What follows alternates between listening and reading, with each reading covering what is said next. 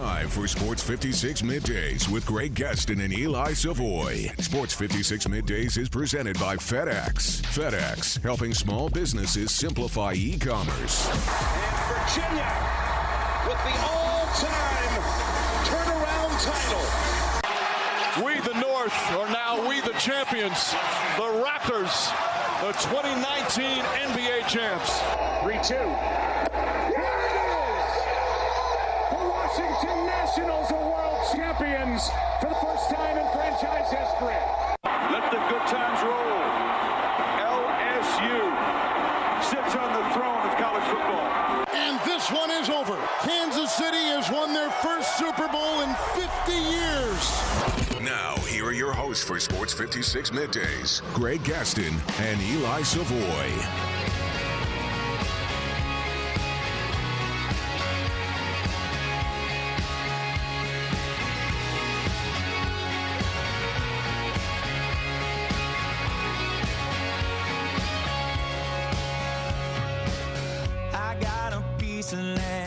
Out in the countryside, lay back and smell the sun, warm up the Georgia pie.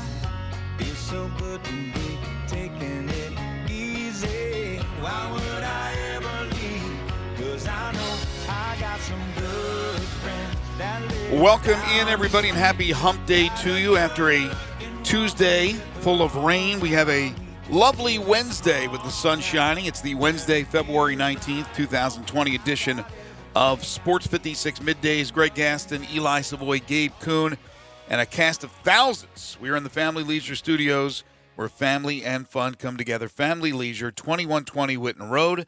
That's just north of I-40. Sports 56 Middays delivered each and every day by our title and presenting sponsor, FedEx. Streamline your e-commerce business so you can focus on growing sales and strengthening customer relationships. Learn more at FedEx.com/e-commerce. And big thank you to all the great folks at FedEx. Thank you for allowing us, or you, to be a part of our show and us to be a part of your day, I guess, with the FedEx Corporation. It's been a great relationship with us here at Sports 56. Also, the first hour of the program is brought to you by James Gaddis Jewelers, 4900 Poplar Avenue between Mendenhall and St. Elmo. You can call them at 901-767-9648. The website is gaddisjewelers.com. Your bridal, engagement, and anniversary jeweler headquarters. Been serving Memphians and Mid-Southerners for 23 years. That's James Gaddis Jewelers. All right, coming up on the program today, the Tigers back in action tonight at home against East Carolina. Some interesting things that Penny Hardaway had to say to the media yesterday. We will discuss that. Grizzlies back on the hardwood tomorrow night as they are in Sacramento getting ready for a big road trip with just 28 games remaining. Huge games coming up the rest of the way for the Grizzlies, and certainly a daunting schedule. There's a lot of NBA news, including a shakeup in Cleveland that we'll get to. Jerry Palm will join us at 11 o'clock from CBSSports.com to talk about his latest bracket for the NCAA tournament. And then Denny Hamlin, the Daytona 500 winner, back-to-back 3 times in 5 years now. We will discuss his victory, talk about the Ryan Newman crash and all that coming up at noon with the great Denny Hamlin, driver of the number 11 FedEx Toyota Camry, the winner of the Daytona 500. We also have dinner and a movie, your chance to win a terrific prize package. And, of course, we are very interactive on this station and on this show. You can watch us live, message us at Sports 56 WHBQ on Facebook, Twitter, Instagram, Periscope, and YouTube. How are you, man? I'm great. I was doing a little research on the Tigers. Whoa. Yeah, a little research. Canadian football rosters. No. No. This is Memphis Tigers basketball. Oh, okay. You're familiar with it. I've heard that. I've heard of them. I've seen them play a time or two. I think they played tonight, as a matter of fact. They do. And they come into the game tonight, losers of 3 straight, now 17-8 and 6-6 in the conference. East Carolina 10-16, 4-9 in the conference. On paper, you would think the Tigers can take care of business, but not so fast, my friend. They will not. I could confirm this. According to my sources, and I trust them, they will not play this game on paper tonight. No, it will be played at FedEx Forum on the hardwood, and the Tigers, obviously, desperation. They need to win, maybe win out. if we're talking about possibly being considered as an at-large, more than likely it's going to be a conference tournament victory to get him into the NCAA tournament, which brings me to the topic of the research. I started to think if the Tigers don't make it to the NCAA tournament, that will be 6 straight years of missing the big dance. And so I wondered, is it becoming more commonplace that the Tigers miss the tournament than they make the tournament? We've had this discussion before. We've had people call in and say that the Tigers should be in the tournament every single year. Others have said every 2 or 3 years. Differing opinions on that. So in the last 6 years, it's much more common that they don't go to the tournament. Well, thank you, Einstein. But I mean, that's my research. But when you take that into consideration, still, over the last 30 years, I just decided, let me go back to 89, 90. We'll go 30 years, and we'll look at every year where the Tigers are. And again, right now, it is 5 straight without the NCAA tournament. Could be 6, which would be the 31st year. So we're looking at the completed 30 years previous. They have made the NCAA tournament 14 times. So basically, every other year, this team has made the NCAA tournament. So it would be wrong for me to say, I guess technically right, because 16 times they didn't make the NCAA tournament. But it's probably not an accurate thing to just say they're used to missing it more than they are making it. We've had a bad run with the Tubby Smith deal, the end of the Josh Pastner era, and then, of course, with Penny taking over this year has been a huge disappointment with whatever factor you want to throw in there. Injury certainly a big part of it, the defection of James Wiseman. But over the 30 years, they've made 9 NIT appearances. I don't know if people truly care about the NIT, although when Cal took over and they won an NIT championship, I don't think people were upset. They were moving in the right direction. So in the last 30 years, they've missed the postseason 7 times. Completely missed the postseason. Last year, of course, they went to the NIT. But 4 of those 7 have come in the last 5 years. This year, I think it's pretty safe to say that if they miss the NCAA tournament, they'll be an NIT team. But overall, again, I thought maybe the numbers would be a little bit less as far as the NCAA appearances. 14 out of 30 despite this streak that could climb to 6. So I think Tigers fans are used to being in the tournament, but it's not every year. It's every other year, though, which is still pretty impressive when you think about it, especially with the losing streak they're on. And when I say losing streak, not getting to the NCAA tournament. So all is not lost despite the disappointment of what's going on right now, especially when Penny has turned around the fortunes of the attendance. He's invigorated the fan base. The recruiting is still top-notch, although we'll see what happens for 2020. We'll see if there's any defections from this team. We'll see if there's any defections from the coaching staff. And despite the NCAA issues, the Wiseman saga, it's still not that bad. It's still not that bad. I don't want to make it sound like because we're trying to be as honest as we can on this show about what the situation is, that it's really this is not Tubby Smith. This is not where there was indifference reigning supreme in the area about Memphis basketball. Tigers fans they're in it. I mean, they're into it. They love Penny Hardaway. We certainly would love to hear from more and different listeners who don't normally call in that are Tigers fans on whether or not they look at this year as, look, it's a pass. They've had unfortunate situations. We'll move on. Penny will continue to get the top-notch recruits, and they'll be back in business starting next year. Or is this the start of bad things to come, and will this rut continue? I mean, how do you see it? I would think most people believe in Penny Hardaway and believe that their fortunes are going to change. It's just an unlucky deal. But I don't want to speak for people. Again, if you want to, you could text in at 67129. If you're shy, you don't have to call in. But if you want to call in, First Bank phone line's 360-8255. Thoughts? Well, the thing is, I mean, yes, certainly Penny Hardaway, the hiring of Penny Hardaway invigorated this fan base and got them back. but how long are they willing to be back if the results? I mean, the results are the same as Tubby Smith. The on-the-court results are basically identical. So, are you just willing to keep coming blindly because it's Penny Hardaway, even if the results don't change? I think for now they are, because last year was his first year. He takes over a squad that he inherited, brought in a few of his own recruits, went to the NIT. When John Calipari took over, went to the NIT. Again, nobody was balking at that. They were trying to put out a fire that had started with Tick, and then, of course, Johnny had to take over, Johnny Jones. Here, the same deal. They were at the lowest point with attendance, and it didn't work out with Tubby Smith. So Penny certainly had a pass last year. This year, the expectations were high. He brought it. Look, he went out there and he talked about it. Again, I'm not backing down. I love that Penny Hardaway does that. It's just a fortune of a lot of bad luck. But as we do on this show, and I don't know about other shows and other stations, there's criticism to be had, even though they've been hit with injuries and defections, because the performance down the stretch, when they're in game, when they're up 10 points on the road in Cincinnati, can't go, well, it's a lack of talent. They have injuries. No, it's execution in the end. So that could be questioned. But it's still overall a lot of things that have happened to this team, unfortunately, this year that have caused them to be in this position. And it's not over yet. I mean, who knows in this crazy basketball season what they could do? My expectations aren't real high that they'll run the table, but it wouldn't be the craziest thing if they won the conference tournament. Now, with that said, people are certainly going to be still engaged in what he's doing moving forward to next year.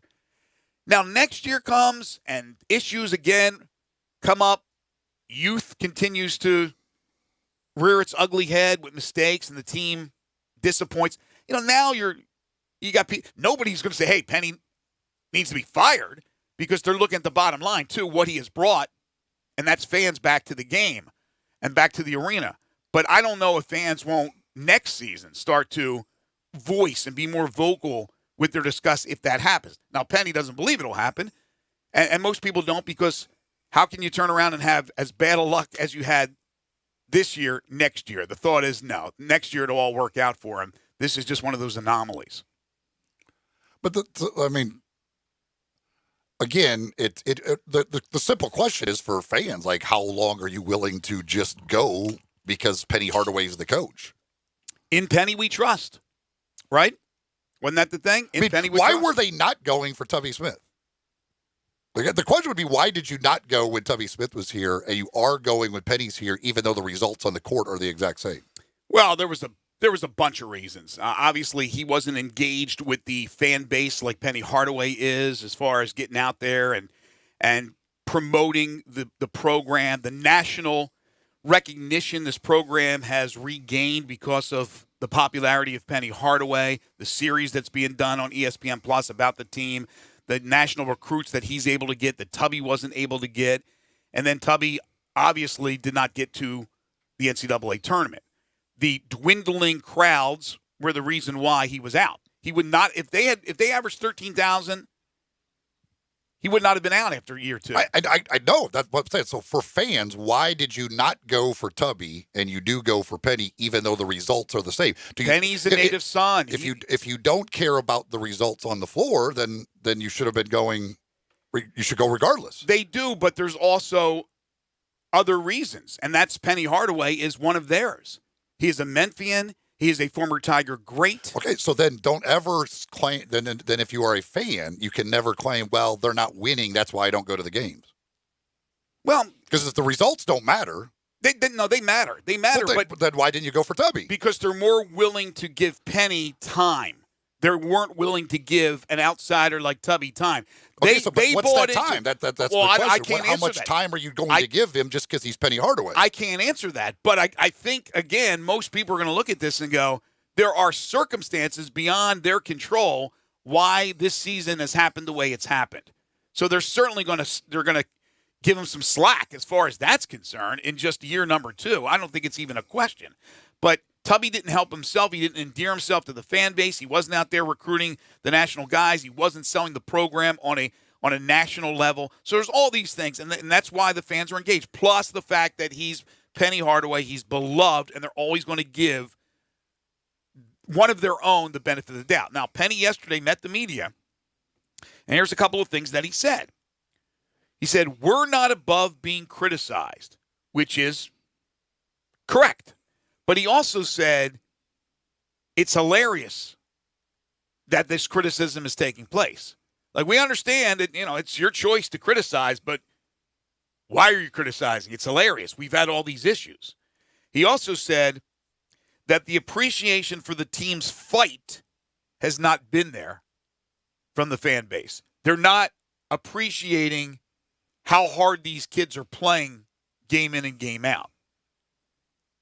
I don't know if that's true or not. I would completely disagree. It's not like a massive throng of people are not showing up for games now. However, there are people that aren't showing up for games. They're not getting, 16,000 season tickets sold. They're not getting 16,000 a game. Now, Saturday, good chance they're going to get a real big crowd for Houston.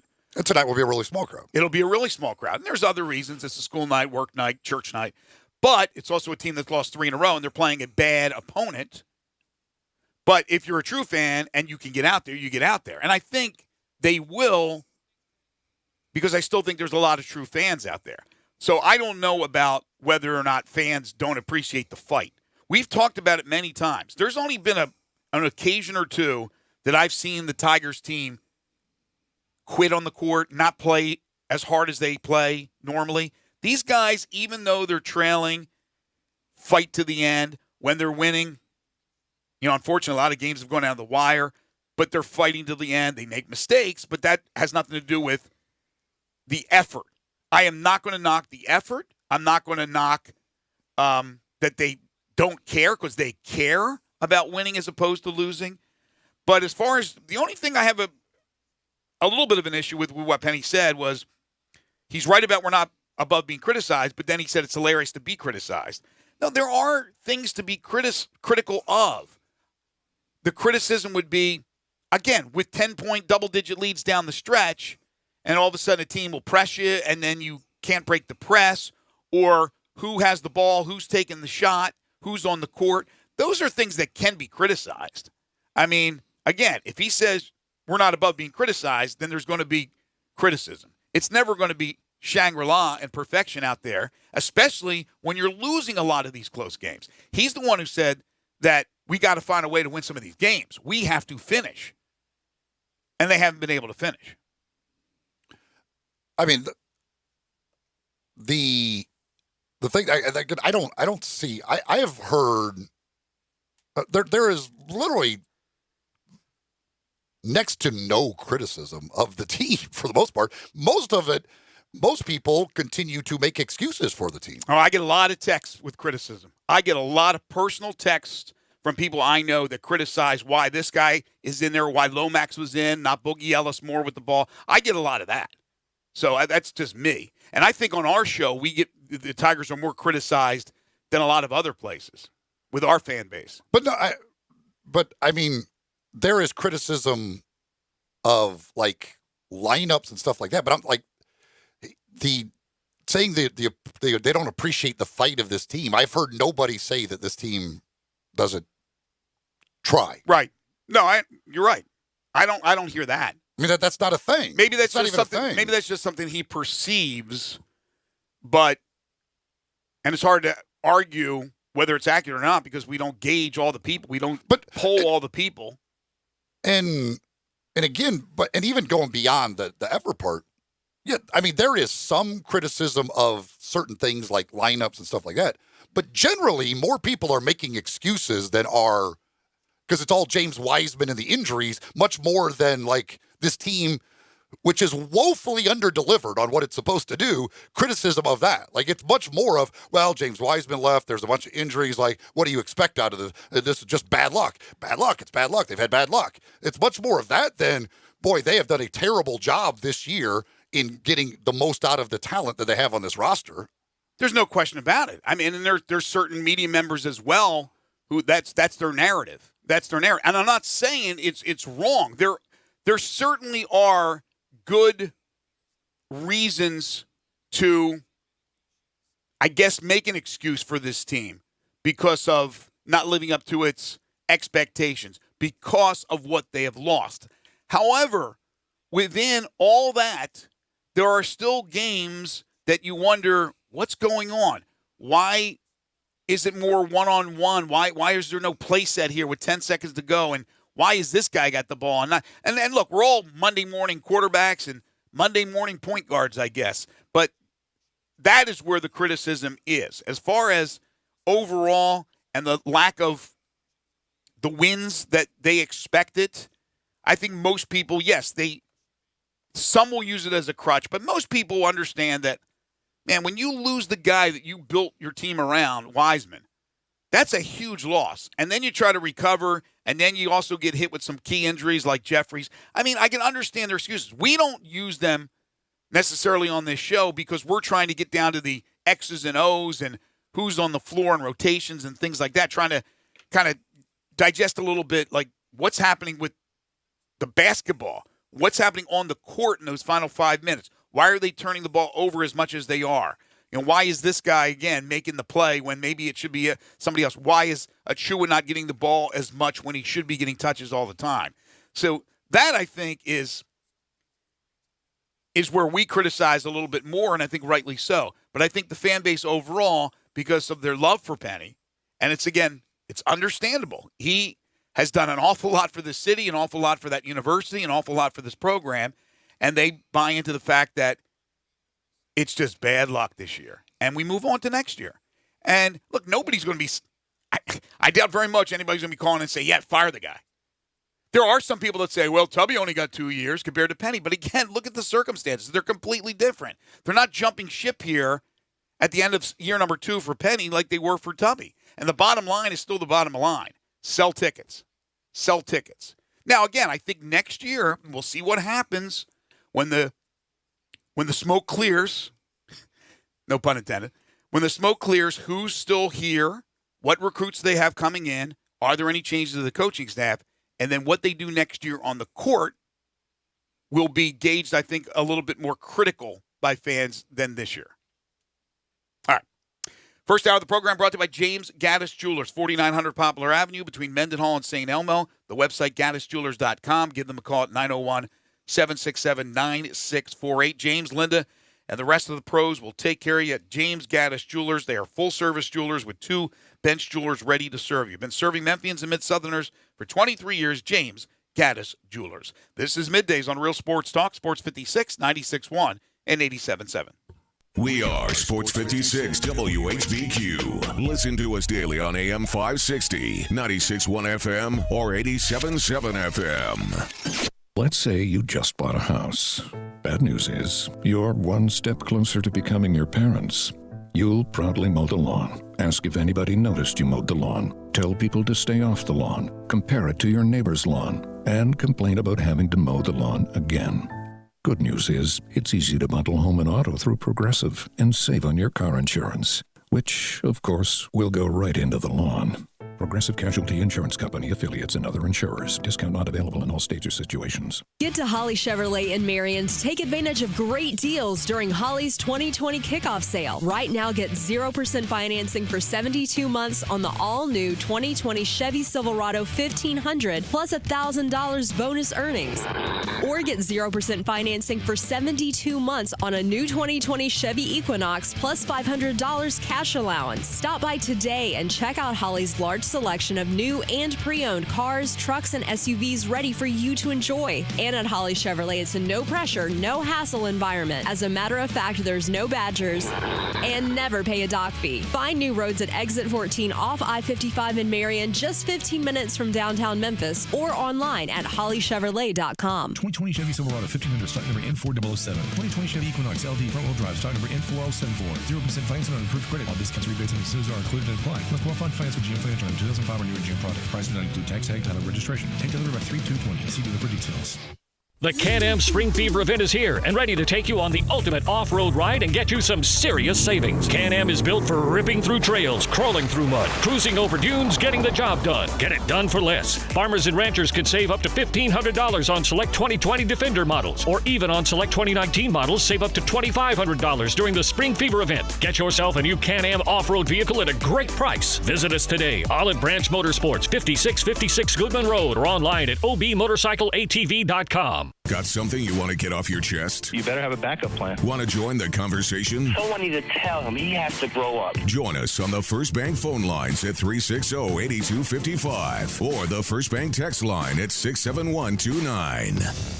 Now, back to Sports 56 Middays delivered by FedEx. This hour of Sports 56 Middays is also brought to you by James Gaddis Jewelers at 4900 Poplar. Here once again are Greg Gaston and Eli Savoie.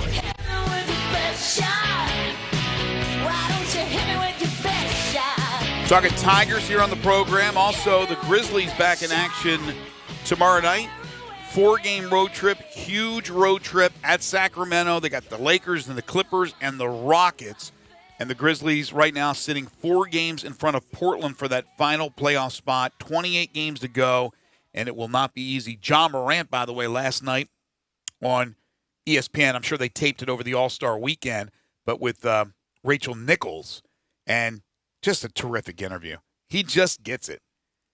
She asked him about the Andre Iguodala deal and about the social media back and forth, the Harden deal on the court at FedEx Forum. Just the way he handles himself like a true professional, like a 5-10-year veteran as a rookie is incredible. What a representative of this organization, this great city, Ja Morant. But back to the Tigers.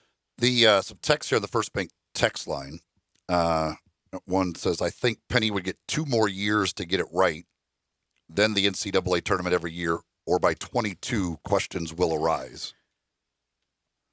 What do you mean questions will arise? Do you think this administration... why they're not going to the tournament. Do you think this administration, if, let's say, the next couple of years, they don't get there this year, the next couple of years they don't get there either, you think if the attendance was still 16,000 plus sold, that they would fire him?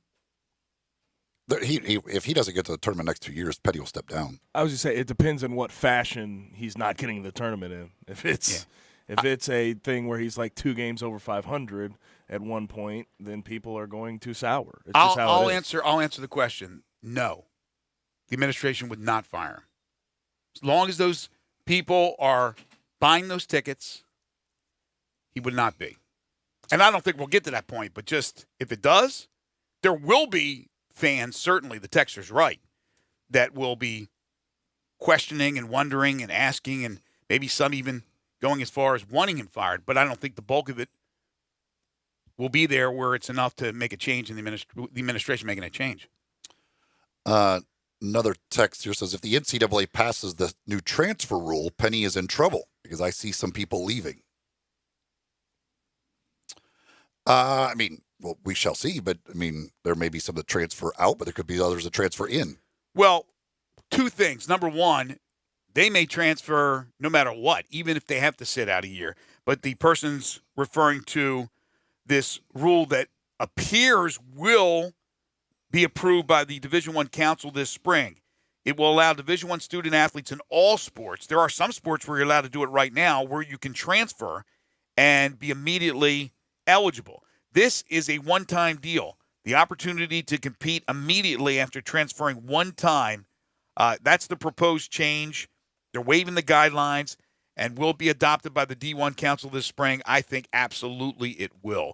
That could even the field a little bit, the playing field. Some thinks it could tip it in the scales of the big-time teams. They need a point guard. They go out, they grab their point guard. They go out and they need a big man. They go out and get their big man. I don't know how it'll all work out, but I like the fact that you're doing it because you already allow that to happen in a bunch of sports now. You just don't allow it to happen in men's basketball and football. There's 5 sports you cannot do it right now. Yeah, and all the rest of them you can. So I don't understand the unequal playing field. With the whole situation with the waivers now and the arbitrarily approving or Right. not approving of those, like you might as well just say, listen, you get to do it once, then you just take that out of your, like you can transfer one time and that's it. And there's no waivers for like nothing. It is one time eligible. After that, you're not eligible for the year, and there is no waiver process whatsoever. Because the whole waiver thing now has like become so random.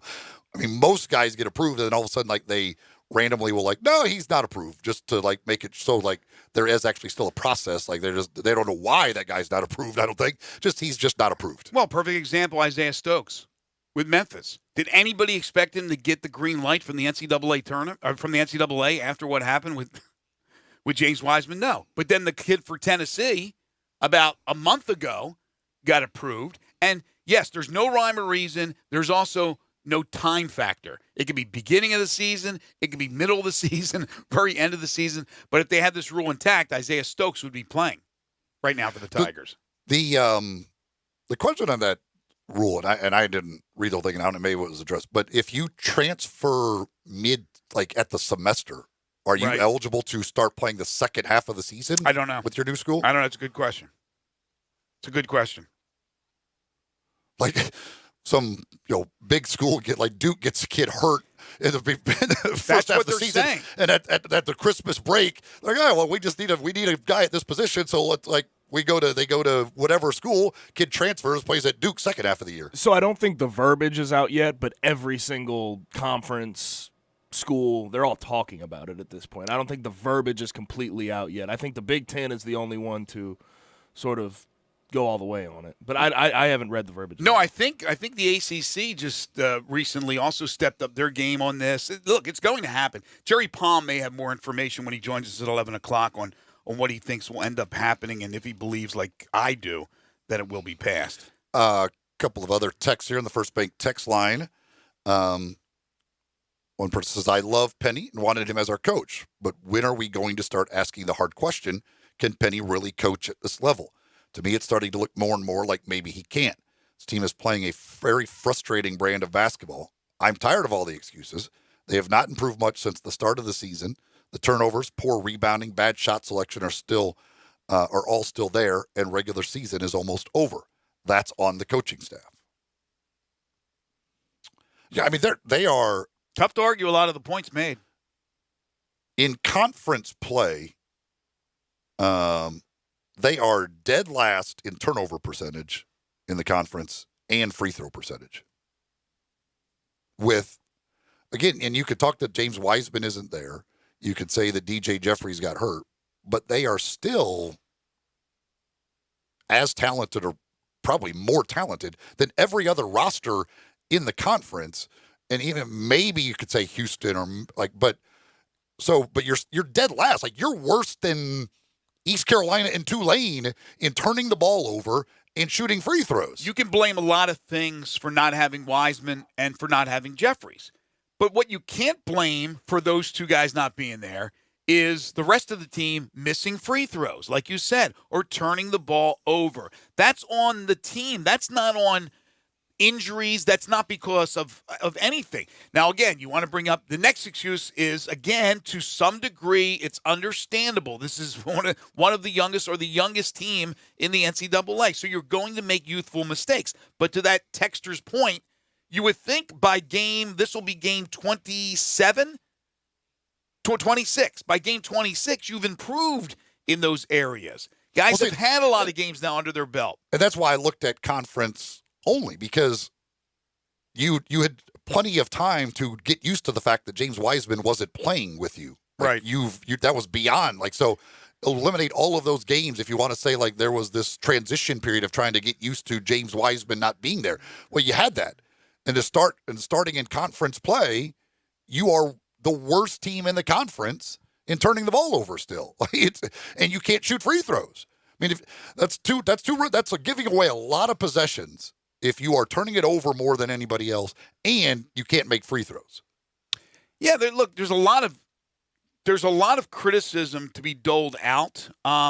There's also some understanding that they're in a peculiar circumstance.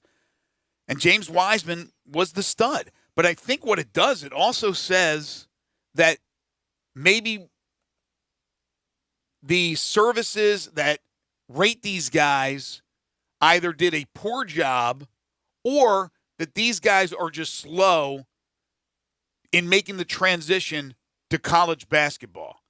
Because or a combination.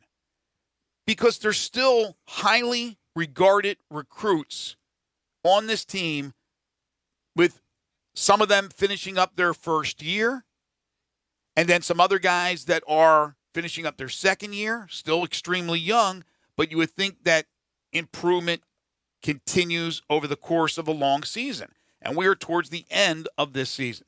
Tony is dialed in on the First Bank phone lines at 360-8255. Tony?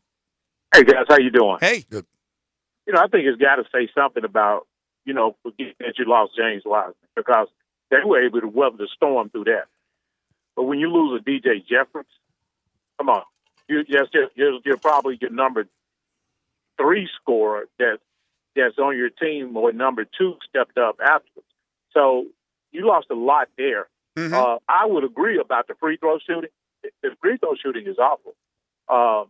But when you lose that much firepower and you are that young, it's got to hurt you someplace. Sure. And regardless of talent and all that kind of stuff, to me in basketball, the most important thing is chemistry. And I think the chemistry was damaged, because if you even look at the way that this team sets up on defense, which they are pretty good on defense, it's set up so if the guard gets beat, that you had that rim protector to protect the rim. And with James Wiseman gone, you lost some of that. Now, Precious and Lance has been fine, but you lost a lot of offensive firepower. Nobody can deny that, and I think that's where they're struggling and clicking on offensive end.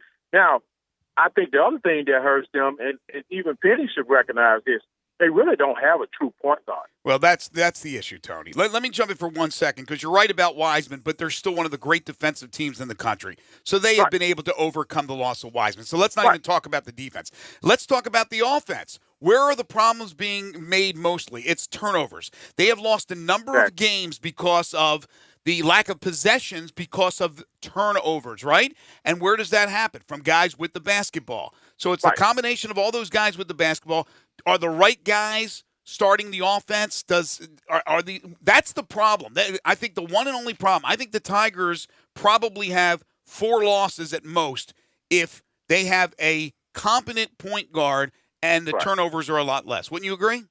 I totally agree. And then on top of that, I can guarantee you, if you go back and look at the point margins, a lot of times it's in free throws that they should hit. They're very inconsistent on the free throw end. So, like I said, there's a whole lot to digest with this thing.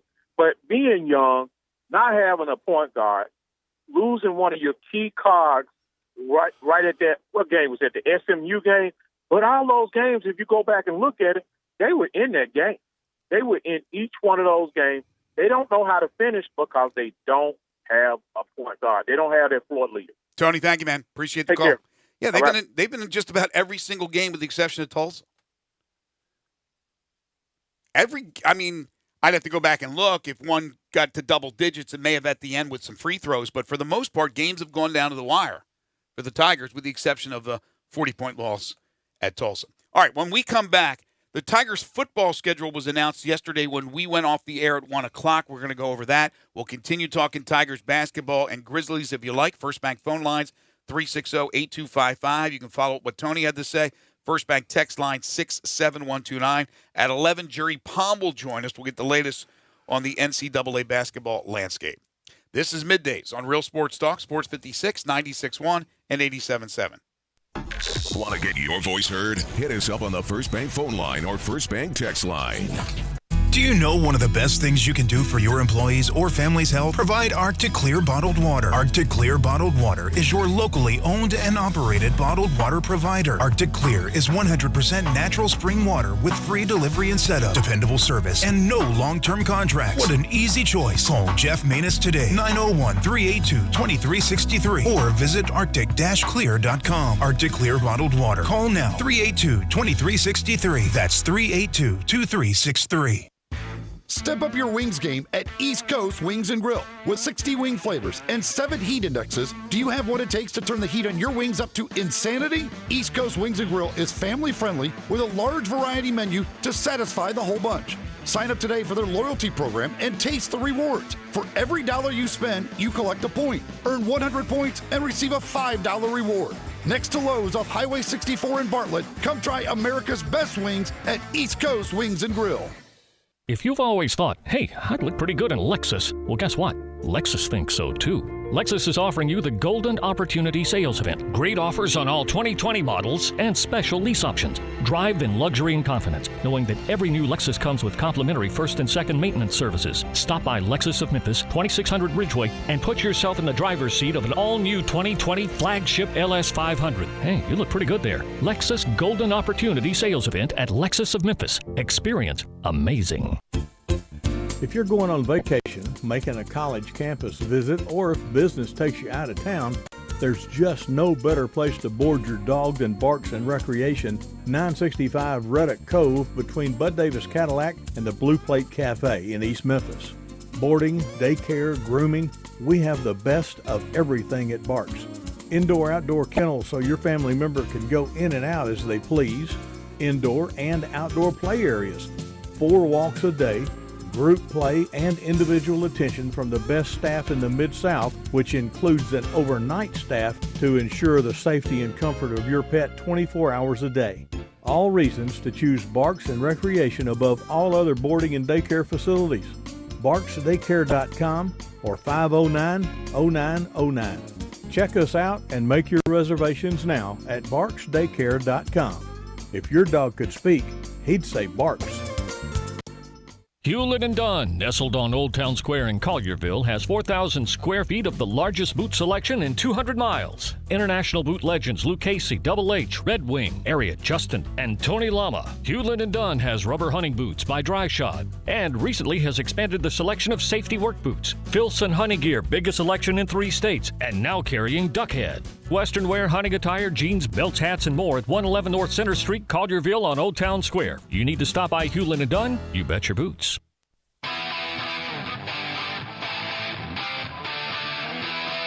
Now, back to Sports 56 Middays delivered by FedEx. This hour of Sports 56 Middays is also brought to you by James Gaddis Jewelers at 4900 Poplar. Here once again are Greg Gaston and Eli Savoie. So a couple other texts here on the First Bank text line at 67129. One says, it's one of two things. They aren't as good as the critics say they are, or 2, they're not being coached properly. I think it's number 2. Somebody else says, Penny hasn't coached at this level, so to expect him to look like he has is not realistic. To say he won't learn from everything and adapt to it is not fair either. These coaches are more invested than any of us fans, and they dislike losing too. Calm down, let them get it figured out. Okay, but how long do you calm down? How long is the period where you say, well, he hasn't coached at this level, so he got time? Like, how long is the honeymoon? I mean, 5 years in, you say, well, he hasn't coached at this level till this job. Like, I mean, when is the period where you say, like, he should, using his words, how long should it take for them to get it figured out? I still think he can coach.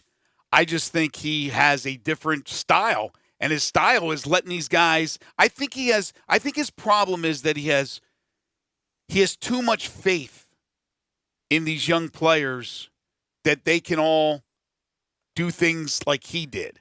Like they could take their guys off the dribble. They can beat their guys one-on-one. And I think he's learning that that's not always the case. I think it's more of an NBA flow. It's a one-on-one.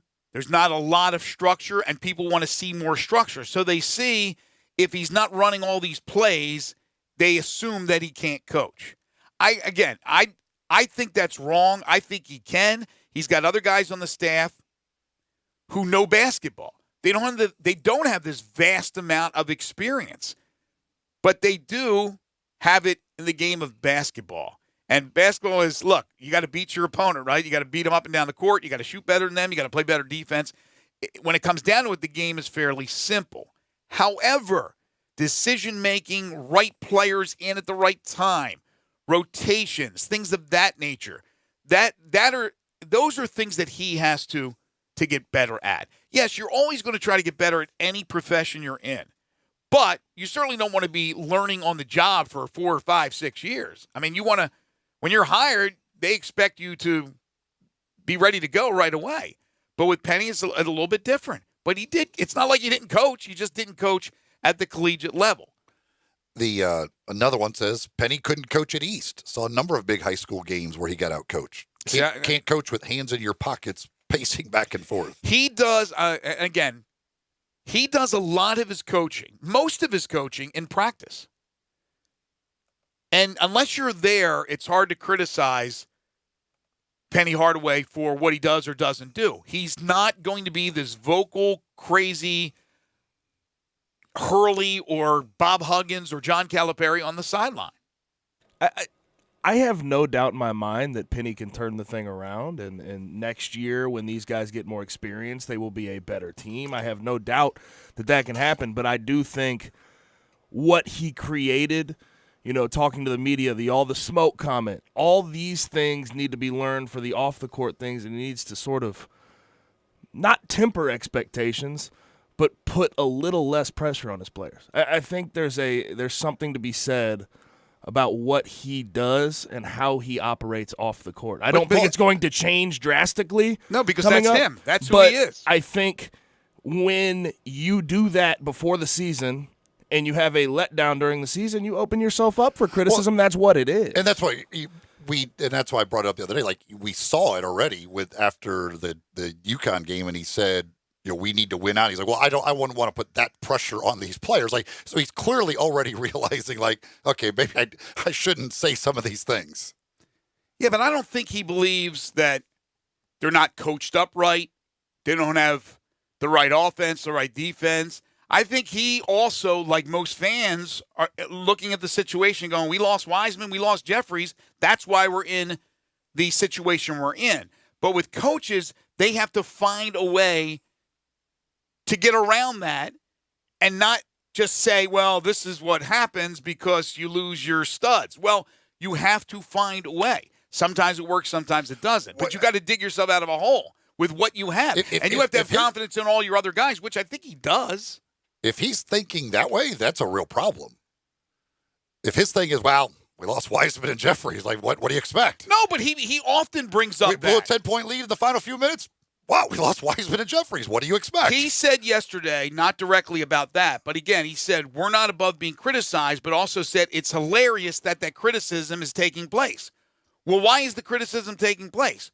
Because the team has struggled. Why have they struggled? Many people believe it's because of what they've lost to defection and to injuries. So if Penny believes that that's hilarious that they're criticizing, he's also bought into it that what do you expect? We just lost this. We lost Wiseman. He was the guy we were building around. We lost DJ Jeffries.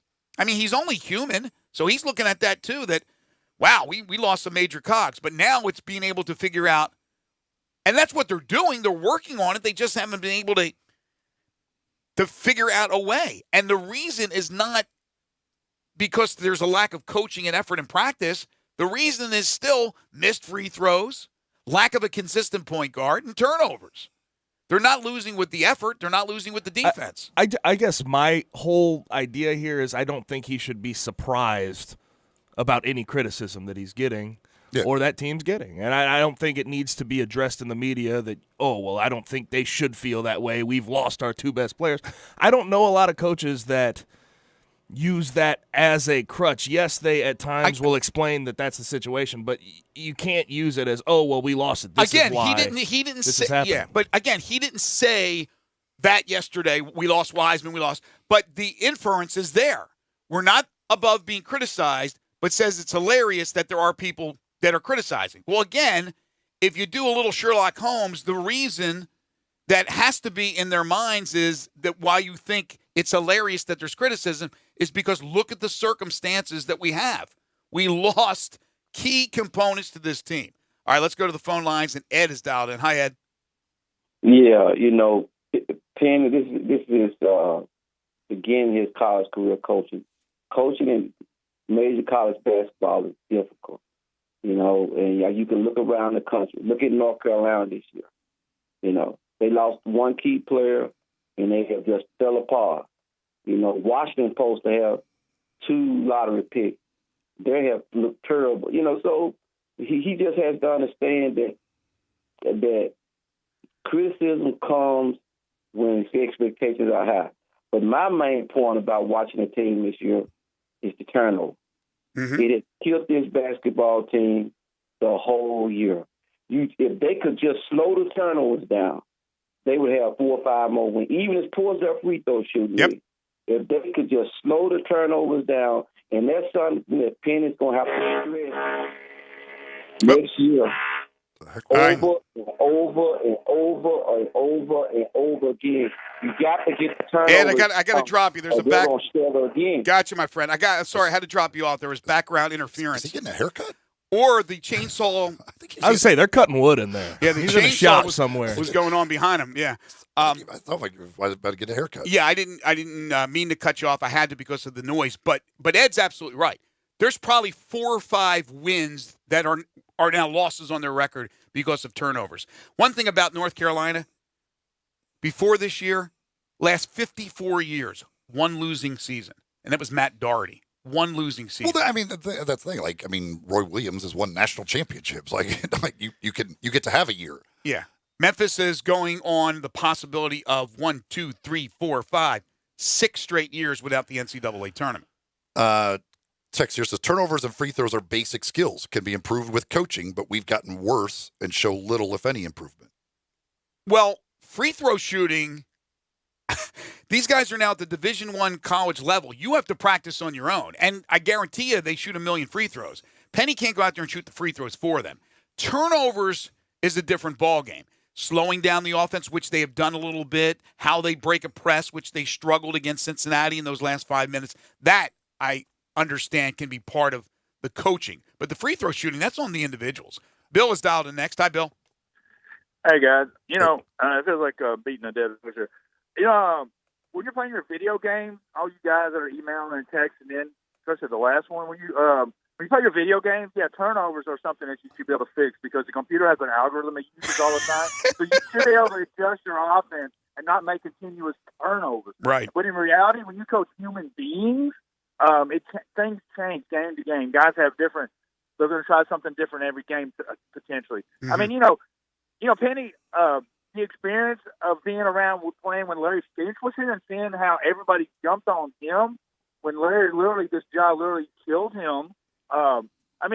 He knows what to expect when they can turn, and so it's not like he's, so to speak, surprised necessarily by it. Maybe surprised that it's happening so quick, but he should have known the way they did it with Tubby if he were going to try to wait around the corner with their little sticks to throw little rocks around the corner and hit somebody in the head. There's no doubt. I know we're banging a dead horse about the Wiseman situation, and with DJ hurt and Precious is playing hurt. You've got all these guys that were supposed to be the smoke that are no longer there. That smoke has been put out. It's a kinder. It's just a little that campfire where Yogi Bear is smiling now. Instead, that's when the smoke is gone. Mm-hmm. So I don't have any problem. I love Penny's confidence. He was like that as a player, and I like it as a coach. And you know what? These young kids love that. These young superstars love a coach who is brash and just willing to say, we're good, we know we are, and we want you to come after us. So don't be thinking that all these recruits are going to go, oh, no, he's too confident, too cocky for us. We don't want to play for him. Thank you, Bill. Appreciate the phone call. But tonight they got East Carolina. They have them at home. East Carolina's 10-16 and 4-9. Even though DJ Jeffries is hurt, and again, Wiseman's gone, and Bill's right, we're beating a dead horse. I think most people would agree that the Tigers still have superior talent, right? Am I going out on a limb here? So they should win this game tonight, and they're at home. They're a 13-point favorite. Right. But they have lost to USF at home where they were a favorite. They've lost, I think they were favored to Georgia. So that you can't just go, that's because they lost those guys or somebody's hurt. They still have better talent than what's being assembled across from them with this East Carolina roster. They have more talent than pretty much the entire conference. Right. But that's not looked at. That's not – people are they see the struggles of some of these guys, most of these guys, but they forget how talented they were coming in, right? That's my point. When you bring up Wiseman and Jeffries and everything else, that's just making an excuse because they're still more talented than everybody they're playing against for the most part. When we come back, Jerry Palm, college basketball. If you have any questions about his latest brackets, any question about your favorite team, you can text in at 67129. We'll certainly ask Jerry. We'll also talk about the one-time transfer rule that is proposed and will possibly be passed this spring. We'll get all the details from Jerry on that. Later on, Denny Hamlin, the Daytona 500 champion, back-to-back in 3 and 5 years. He'll join us at noon, plus dinner and a movie still to come as well. This is Middays on Real Sports Talk, Sports 56, 96.1, and 87.7.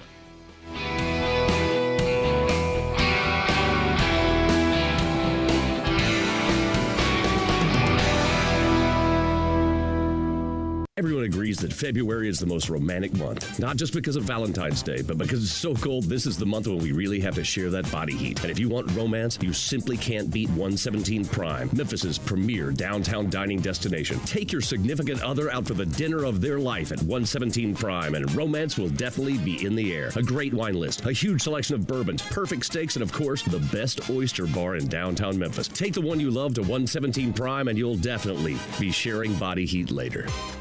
Head on over to Frontier Western Store for their famous February sale. This is Frontier's biggest sale of the year, and it is the time to save big on boots and apparel. All men's jeans are now on sale. Ariat denim, $10 off. Wrangler and Carhartt pants, $5 off. Select styles marked down even more, up to half price. There's huge savings on Carhartt shirts as well. Select clearance shirts and outerwear up to 50% off. Ariat shirts and jackets discounted as well. Hurry in for best selections. Women's t-shirts by Simply Southern, Girly Girl, and Puppy Love as low as $10. Frontier has markdowns in the boot room as well. Hundreds of boots by Double H, Rocky, Durango, and Ariat. Now priced to move to make room for new spring arrivals. Stop by Frontier today and grab your next pair of dress or work boots. It's the famous February sale at Frontier Western Store, 5880 Goodman Road in Olive Branch, and on the web at frontierwesternstore.com.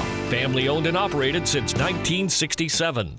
It's not too early to start planning for spring at Family Leisure. New pools are starting at $19.99, spas starting at $21.99, and swim spas now only $99.99. 5-piece patio furniture starts at only $799. Pool chemicals, toys, accessories, and more up to 20% off. Mention this ad, you'll get free delivery and 1 month of chemicals with your spa purchase. Start your spring planning now at Family Leisure, Witten Road and I-40, where family and fun come together.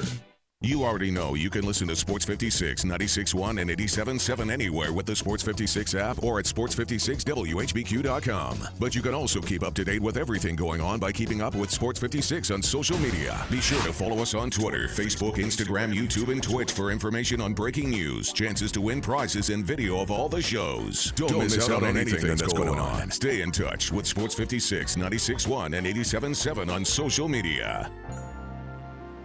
Do you know one of the best things you can do for your employees or family's health? Provide Arctic Clear bottled water. Arctic Clear bottled water is your locally owned and operated bottled water provider. Arctic Clear is 100% natural spring water with free delivery and setup, dependable service, and no long-term contracts. What an easy choice. Call Jeff Manus today, 901-382-2363, or visit arctic-clear.com. Arctic Clear bottled water. Call now, 382-2363. That's 382-2363. You'll see the dedication in every single step. You'll see it in the smiles when smiles are hard to get. You'll see it in the little things that add up to success. The caring and passion are the things that we love best. Wolf Chase Limb Brace is your Mid-South provider for orthotics and prosthetics. They are an ABC-accredited facility, and their practitioners are ABC certified. At Wolf Chase Limb Brace, their services include artificial limbs, legs and arms, braces of all kinds, and custom molded inserts. You can call them today at 901-507-7821 for their location on Highway 64 in between Germantown Parkway and Appling Road, or visit them at their new location in Jackson, Tennessee. That number is 731-660-5900, or visit them on the web at wolfchaselemonbrace.com. Dedicated our life to yours. Wolf Chase Limb and Brace. We are Sports 56 WHBQ Memphis, WIVG-FM Tunica Memphis, and WPG-FLP Memphis. Flynn Broadcasting Stations. Now, back to Sports 56 Middays delivered by FedEx. This hour of Sports 56 Middays is also brought to you by Gold Strike Casino and Resort in Tunica. Here once again are Greg Gaston and Eli Savoie. Here we go. It's tricky to rock around. That's right, on time is tricky. It's tricky. Welcome back, everybody. 11:02 is the time. Hour 2 of Sports 56 Middays for this Wednesday, February 19th. 2020. Greg Gaston, Eli Savoie, Gabe Kuhn. We are in the Family Leisure Studios where family and fun come together. Family Leisure, it's located at 2120 Whitten Road. That is just north of Interstate 40. Sports 56 Middays is delivered each and every day by our title and presenting sponsor, FedEx. Visit FedEx.com/e-commerce to learn how FedEx can help your business thrive online. And the second hour of the program is brought to you by the Gold Strike Casino Resort and the Moneyline Book Bar and Grill, the South's premier sports entertainment venue located inside the Gold Strike Casino Resort. They got the big fight coming up on Saturday, Wilder and Fury 2, and that will be on the big screen so you can check it out at the Gold Strike Casino Resort. It's Wednesday. It's time for Jerry Palm.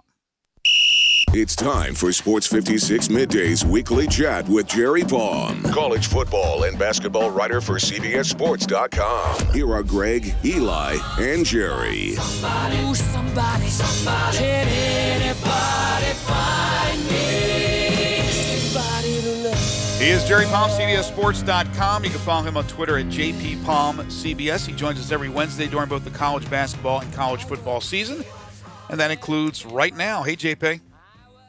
Hey, how's it going? Good. What do you think about the one-time transfer rule, the proposal that now goes in front of the D1 Council this spring, more than likely will be approved? What do you think it does for college athletics? Well, I think it's great for the players. You know, I mean, the players have always been kind of the afterthought of things like coaching moves. You know, you get Mel Tucker that goes from Colorado to Michigan State, had just signed a bunch of guys to play for him. You know, under this rule, those guys that have a chance to be able to transfer without having to sit out a year. I mean, that's, you know, it gives them a chance to, if they don't want to stay at Colorado, if they're not, you know, don't want to play for the new coaches or just don't want to stay in Colorado, they have an option now, or at least one time, to go somewhere without having to sit out a year. And I think that that's a good idea. I think anything really that helps the players, I'm generally in favor of.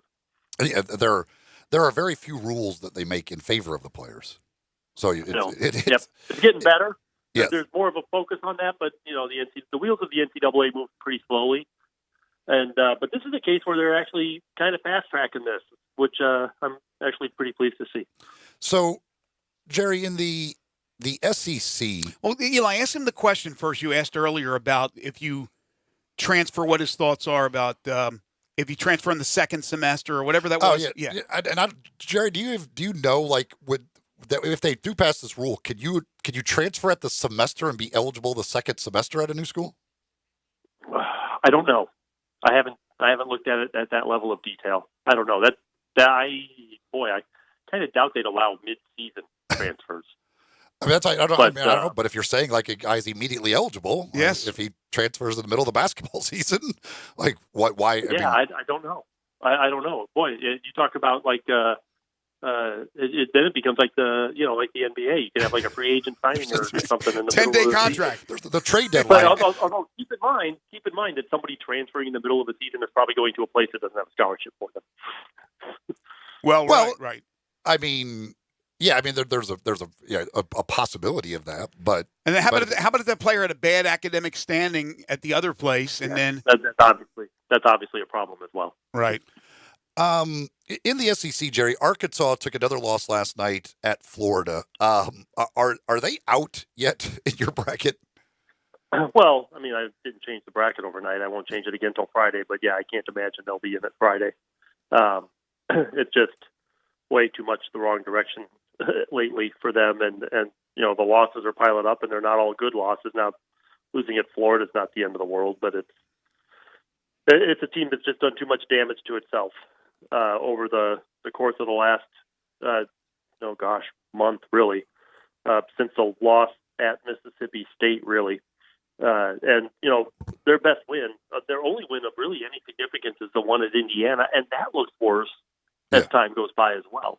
So it's not looking good for Arkansas. I mean, they've still got time, and if they can get healthy, that's obviously a big factor. But Missouri and Tennessee at home coming up next, chance to build some momentum.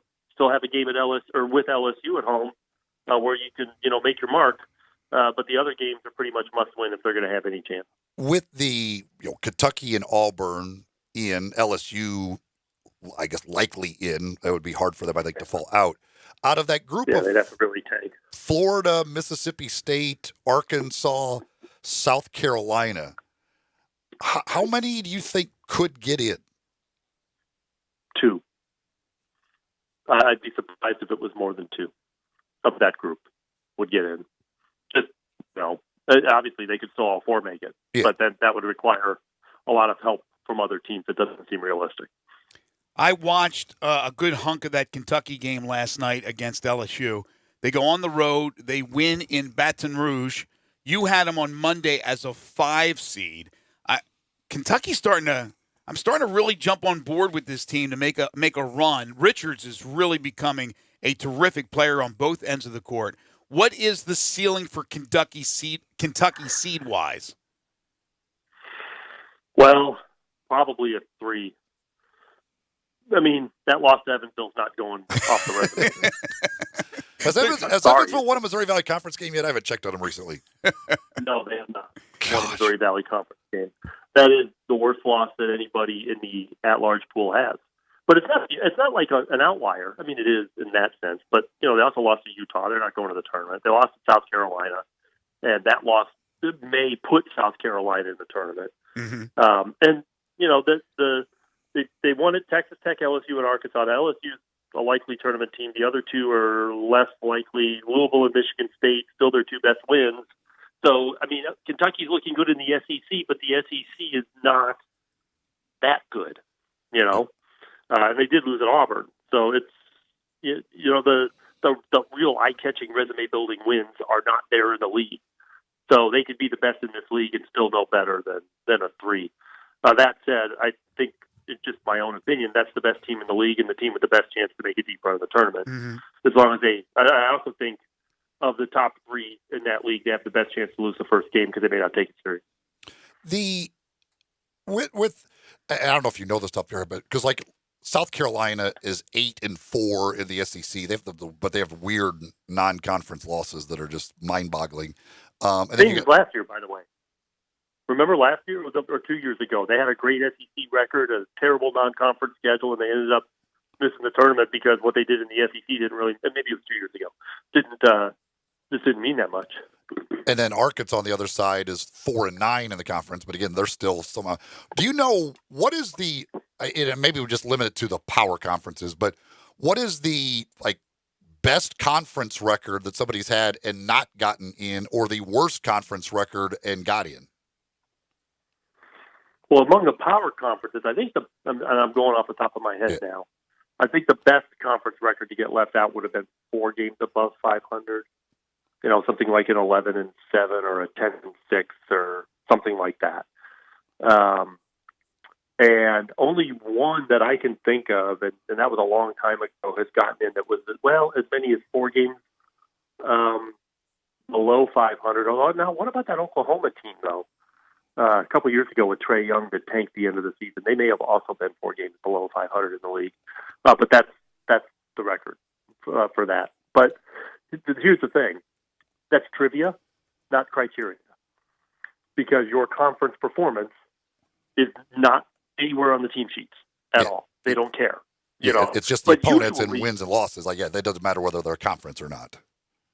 Yeah, right. So, but usually, if you're not good enough to do better than 6-10 in your league, you probably weren't good in non-conference either. You know, and vice versa. If you were good enough to dominate your league at some level, then you were probably pretty good outside the league too. So, you know, stuff like what you're talking about with South Carolina and Arkansas are more anomalies than anything else.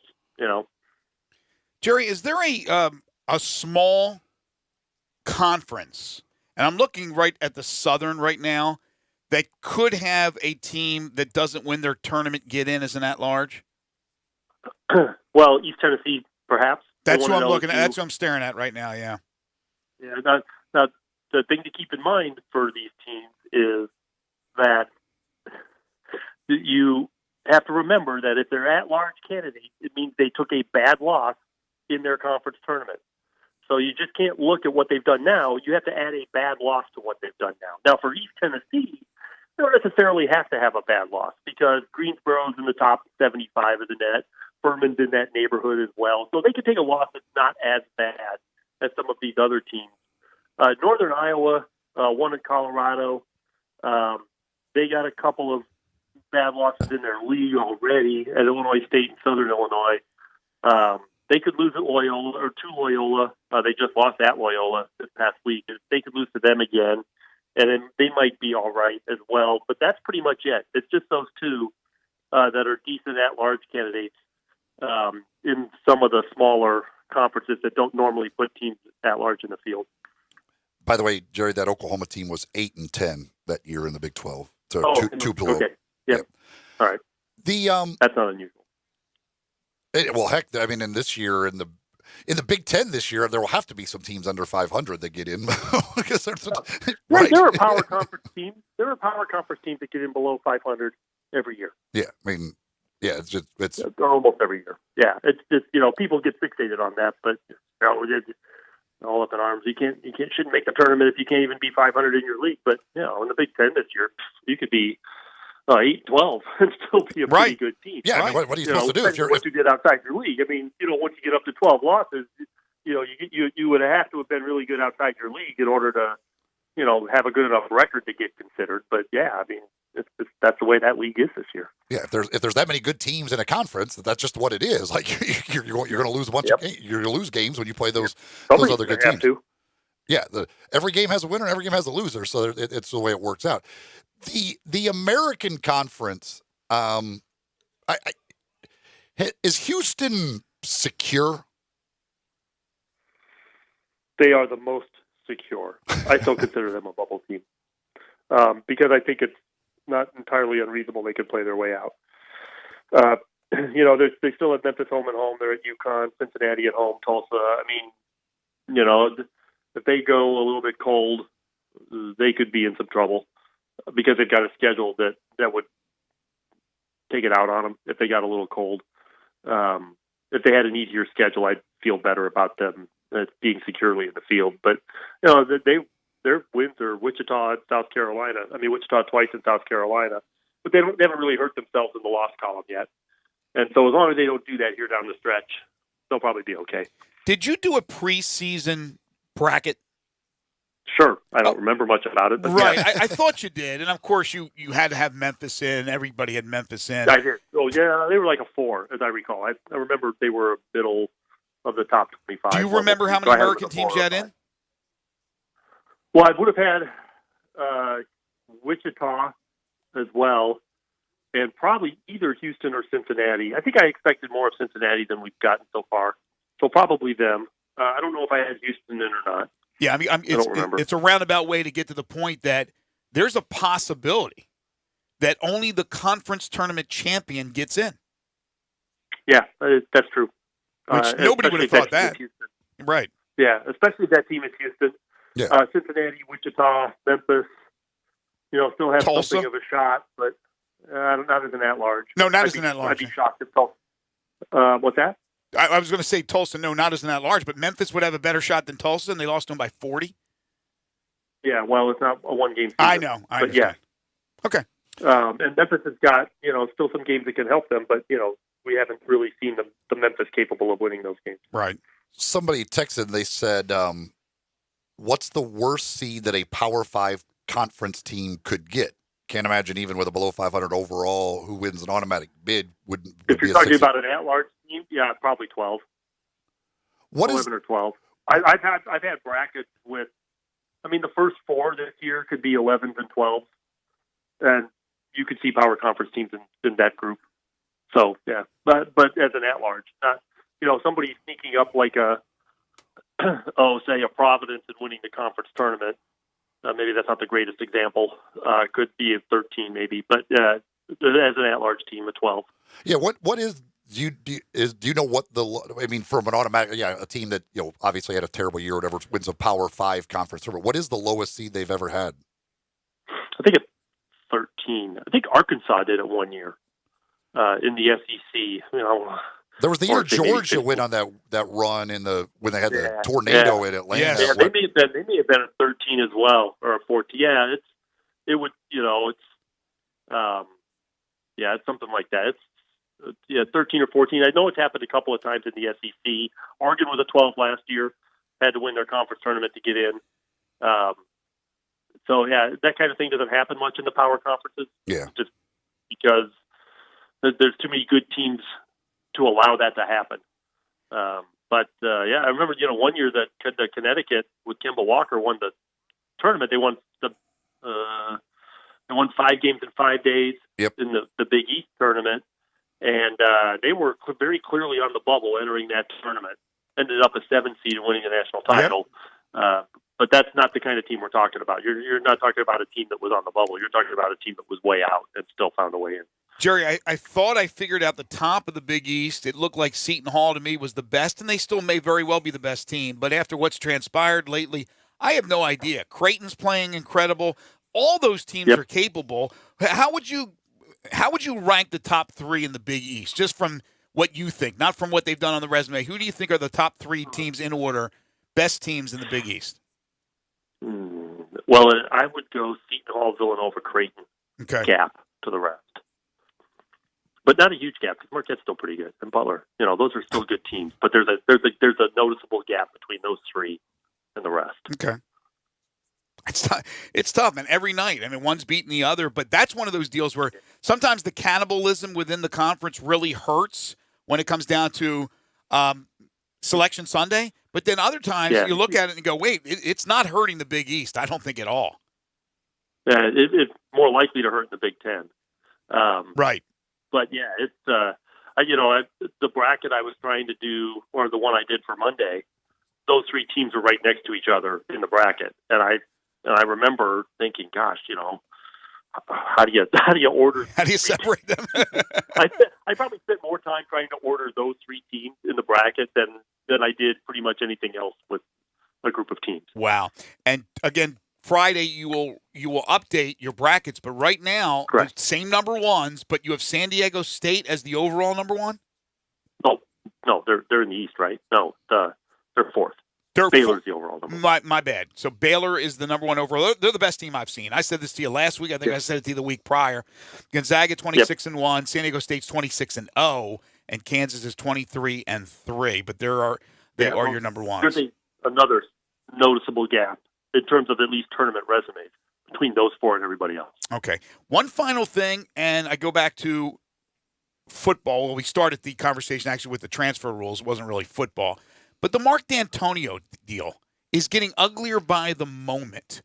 And, now what happened now? Well, now they have the photo of him and what's the guy's name? The assistant. I don't remember what the guy's. You remember Gabe, the recruiter? Well, he was not allowed to go on recruiting trips. The assistant coach. Oh. And they have a photo of him on a recruiting trip with the recruit, and Mark D'Antonio's with him. And then Mark D'Antonio and his attorneys are saying that Mark didn't know he was there, like he didn't know how he got there. He didn't know. It's like he didn't go with him. They photoshopped him in the picture. Clearly, it's a Photoshop. It's really ugly. And again, we go back to him getting the bonus, and then stepping down a couple of days later and saying it had nothing to do with this ongoing investigation. So I wasn't sure how much you were paying attention to it, but it's more information to be honest out there. with you, the whole Houston Astros thing has knocked that off my plate. I have a fair amount of anger over this. Well, I do too, and I follow you, you follow me. We know how mad each other is over what's going on, and I'm glad that all the players are too. I mean, it's fantastic to hear Mike Trout say what he said and Cody Bellinger and on and on. So anyway, Friday is when Jerry will update the brackets. Look for his latest bracketology at CBSSports.com. Make sure to follow him on Twitter at JPPalmCBS and catch him every Wednesday right here on Middays. Thank you, JP. Hey, can I say one more thing? Yes. About the Astros real quick? Hey, Eli, just imagine if the Astros had cheated the Cubs out of their first World Championship in 108 years. No, The level of anger, I think there might be an actual invasion of Houston for Steve Bartman thought he had it bad. Those Astros would be in real trouble. Thanks, Jerry. Yeah. That would be – they would have to have protection. I mean, a lot of security. Find or it something like interesting that. Suddenly LeBron is like firing shots at him now. I know. He just got off the top rope. Here comes LeBron James firing at the Astros. So I'm on Twitter and I'm going through my tweets and I see this and I have to double check to make sure that's the real LeBron James and not LeBron James or some idiot. It was really LeBron James ripping to shreds Rob Manfred. That was a hell of a hashtag too he put up there. Hashtag just my thoughts coming from a sports junkie regardless my own sport I play. What a hashtag. That's all I could notice. But yeah, I was surprised to see that all of a sudden he's chiming. But the thing is, he said his thing was fix this for the sake of sports. Fix what? What? He can't do anything. He gave them immunity. He can't now go, by the way, that immunity thing, joke's on you. You're all suspended. But he can't do anything to the players. What does LeBron mean by fixing? He's talking about punish the players? Or is he talking about take away the championship? I don't know. What exactly, what is he exactly referring to? But you're right. The immunity thing just, I don't know. I don't want to get back into that. When we come back, we'll get into the Tigers football schedule that was released yesterday at 1 o'clock, right when we got off the air, so we haven't had a chance to talk about it. And USA Today has its way too early top 25 in college football. We'll go over that. This is Middays on Real Sports Talk, Sports 56, 96.1, and 87.7. Start your day with Sports 56 Mornings with Peter Edmiston and CJ Hertz. Right here on Sports 56, 96.1, and 87.7 FM. Hi, I'm Troy Fiveash, owner of Fiveash Roofing. Can anyone explain to me why anyone would care how I measure your roof? We have all heard about measuring your roof from outer space. Well, to be honest, there are aerial pictures that are taken every 4 years that can be used to measure a building, but it's not from outer space. Besides, no one, and I mean no one, can tell you what's wrong with your roof or even if you need one by using pictures that might be 4 years old. If you would rather do business with a family-owned and operated business with a lifelong tie to Memphis that refuses to mislead or use gimmicks, please give me a call. Best products, best warranties, and the best customer service we know how to provide. Fiveash Roofing, proud partner of the Memphis Tigers and the official roofer of the Memphis Tigers home team. Fiveash Roofing, fair, honest, and ethical. 367-0050 or memphisroofer.com. 367-0050 or memphisroofer.com. Fiveash Roofing, it's what we do. We're here for you. Mid-South Power Distributors is your source for all things diesel. For more than 26 years, they've supplied all the diesel parts that you need. From simple repairs to complete overhauls, they have it all. Whether it's heavy, medium, light duty, agricultural, marine, or off-road, Mid-South Power is the leading source for all things diesel. Fuel injection, turbochargers, engine parts, alternators, starters, and brakes, they can supply all the parts and services you need. Stop in today at 3250 Mill Branch Road in Memphis or call 901-396-0710. Hewlett & Dunn, nestled on Old Town Square in Collierville, has 4,000 square feet of the largest boot selection in 200 miles. International boot legends Luke Casey, Double H, Red Wing, Ariat, Justin, and Tony Lama. Hewlett & Dunn has rubber hunting boots by Dry Shod and recently has expanded the selection of safety work boots. Filson Hunting Gear, biggest selection in 3 states, and now carrying Duckhead. Western wear, hunting attire, jeans, belts, hats, and more at 111 North Center Street, Collierville on Old Town Square. You need to stop by Hewlin & Dunn? You bet your boots. Got something you want to get off your chest? You better have a backup plan. Want to join the conversation? Someone needs to tell him he has to grow up. Join us on the First Bank phone lines at 360-8255 or the First Bank text line at 67129. You already know you can listen to Sports 56, 96.1, and 87.7 anywhere with the Sports 56 app or at sports56whbq.com. But you can also keep up to date with everything going on by keeping up with Sports 56 on social media. Be sure to follow us on Twitter, Facebook, Instagram, YouTube, and Twitch for information on breaking news, chances to win prizes, and video of all the shows. Don't miss out on anything that's going on. Stay in touch with Sports 56, 96.1, and 87.7 on social media. Now, back to Sports 56 Middays delivered by FedEx. This hour of Sports 56 Middays is also brought to you by Gold Strike Casino and Resort in Tunica. Here once again are Greg Gaston and Eli Savoie.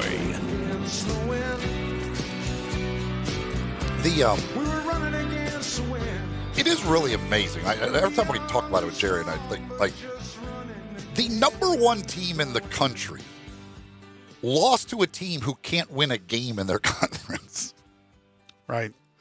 Like that is like, Evansville's 0-14 in the Missouri Valley Conference and yet beat the number one team in the country this year in their building. The former number one team, right. That is such a staggering game. Like, you cannot, like, there's no, that is amazing to think that could happen. When it all went down, like, I have been to Arch Madness in St. Louis several times, the Missouri Valley Conference tournament. Yeah. Evansville's out first round every year. I mean, it never fails. Well, they're always the first game, and they're always gone. Jerseys. And again, Walter McCarty was the head coach, the former Wildcat, and then he's fired because of the allegations and from the student deal. That's one of the strangest losses you will ever see in NCAA basketball. Like, you can't even, strange. For a team to be ranked number one, right, lose a game to a team that then goes on and may go winless in a mid-major conference. Well, you know what will be stranger? If Kentucky makes a run and wins a national championship. And I'm looking at that team going, there's not a lot of flaws in that team. I don't think they're great. They just played Ole Miss at home and won that game by 5. Ole Miss had come in really hot. I think it was 5. But they looked good last night watching that game against LSU. They got some players. They always do. But, see, these guys are kind of unsung. It's not – sometimes they have the group of freshmen that are just so heralded, and the names, you know them like the back of your hand. And these guys, you got Richards and you look Maxey, and you're looking, okay, I know they're really, really good, and that's why they were recruited by Cal, but – they're not getting the fanfare. And they probably lost a lot of the fanfare once they lost to Evansville. It was like they threw Kentucky out of the mix. But Kentucky, I don't know what the odds are on Kentucky to win it all right now. But I don't know if that's a bad bet to throw a few dollars on Kentucky because they're probably getting double digits, right? They're probably between 10 and 15 to 1, I would think, to win the national championship. Well, because, I mean, they're right now probably a 4 or 5 seed at best. Right. They're a 5 in his latest, in Jerry's latest bracket. Cal doesn't have the greatest track record in the tournament either. No, he doesn't. But the one year when you think maybe it's not going to happen because of the joke of a lost Evansville. What are the odds that if he does win the championship, it gets vacated? Well, that's probably even money. That's fairly high. That's fairly high. We had some other text messages that came in on the Tigers. Somebody says, does anyone think there are chemistry issues? How can we not attack a zone and look down low? Precious going one-on-one too much bugs me. Tyler needs to average 29 minutes again this week to be successful for us Tiger fans. If he's making shots, yes. If Tyler comes out and he starts out and he's 0 for 5, he is an absolute liability defensively. You can't play him that much. But if he's making shots, the texter's right. He needs to be on the floor. And as far as Precious is concerned, I'm sorry. Nothing's bothering me about him. He can be as selfish as he wants. He's a double-double machine. He's the one really, really good player on this team, and he's not getting a ton of help. So I don't mind that he's forcing some shots. I'm not going to look back and go, you know what, they lost a lot of games they should have won because of Precious. That ain't going out of my mouth. Somebody says, Penny's demeanor on the sideline doesn't help the players. shoulders slump, thumbs in pocket, whole game. I don't think the players. I don't think they care what he's doing on the sideline, like what his posture is. I don't know. I think that's unwarranted right there. Well, I know that's some of that unwarranted criticism. Right. I know the fans care about what shoes he's wearing. I mean, if you want to say that always seems to be a story. If you want to say maybe he needs to yell at the players more or whatever, saying his shoulders are slumped, I'm not sure that has affected a game. There's no. You're right. They would have won yesterday if he would sit more upright. His posture needs to be. It's posture. That's the reason why they're losing. There's no way they lose that. They blow that lead against Cincinnati. If his hands were out of his pockets, if his hands were out of his pockets. But there's no rhyme or reason about a coach and the way the coaches like. There have been coaches that have won it all and have gone ballistic on the sidelines. There have been other coaches that have been very, very quiet. So we can't sit here and say there's a formula. You know, if Penny was more like Huggins or if he was more like Calipari. No, you can't say that. John Wooden wasn't a crazy man on the sideline. Gene Bartow leading the Tigers to the 73 NCAA final. I mean, gentleman Gene. He wasn't a guy that went ballistic. I might say something like that if he was like the Hurleys on the sideline, like screaming and berating his players from the box. But no, I can't give that any credit. Somebody else says, if I'm on this Tiger team, I'm getting the rest of the boys. We're looking for Wiseman to kick his rear end. He was in town. He was in town at East's game in the tournament? In the state tournament? You can't tell me the team is not angry for Wiseman screwing this team. He screwed them over. Wiseman recruited a lot of those players to come play with him. Absolutely. I agree with that 100%. I think he didn't catch as much slack as he probably should have. Now, he's doing what's good for him and his family, and I wish James nothing but the best. He's a great young man, and I think he's going to kill it in the NBA. But yes, let's be honest. He screwed him.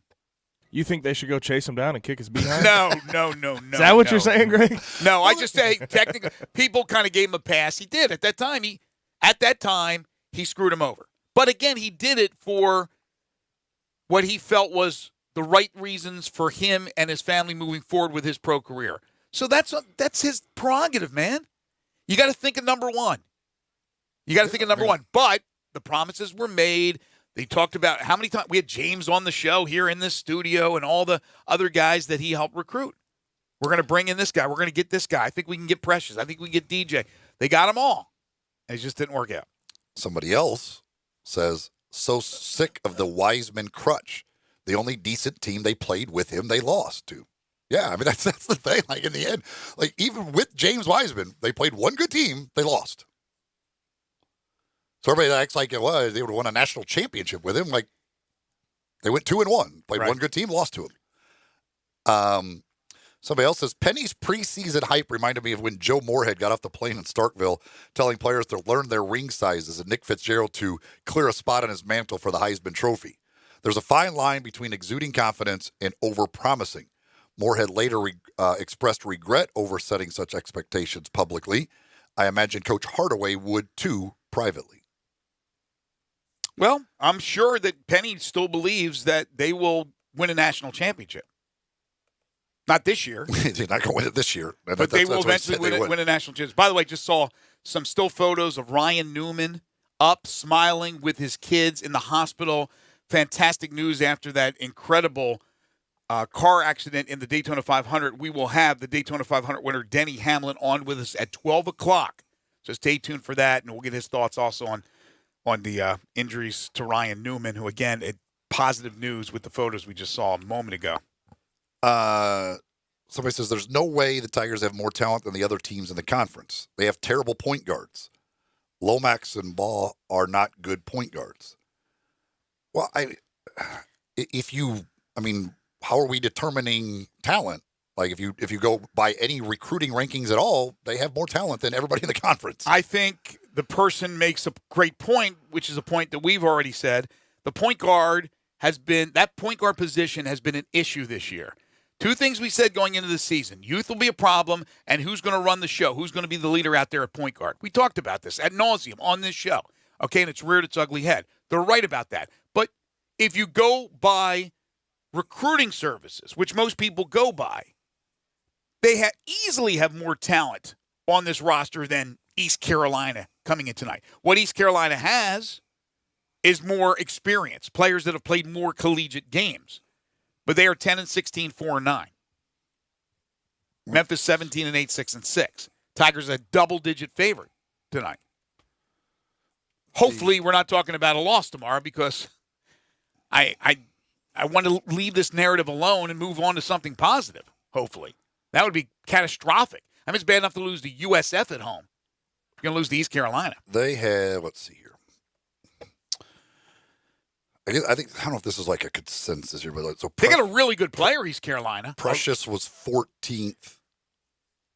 They list Tyler Harris was 80th in his class. Lester 60th. DJ's not playing, but Boogie 36th. That's the top 100 guys that they list here for the Tigers. So that's what service is that? I think that's like a consensus. Okay. I think it's like combining all of the different ones together. So that doesn't have Lomax or Ball because they weren't. I don't think we're top 100. Was Lance Thomas? What was Lance? Was Lance Thomas a top one? I guess not. They would list him if he was. And Dandridge wasn't? No. No.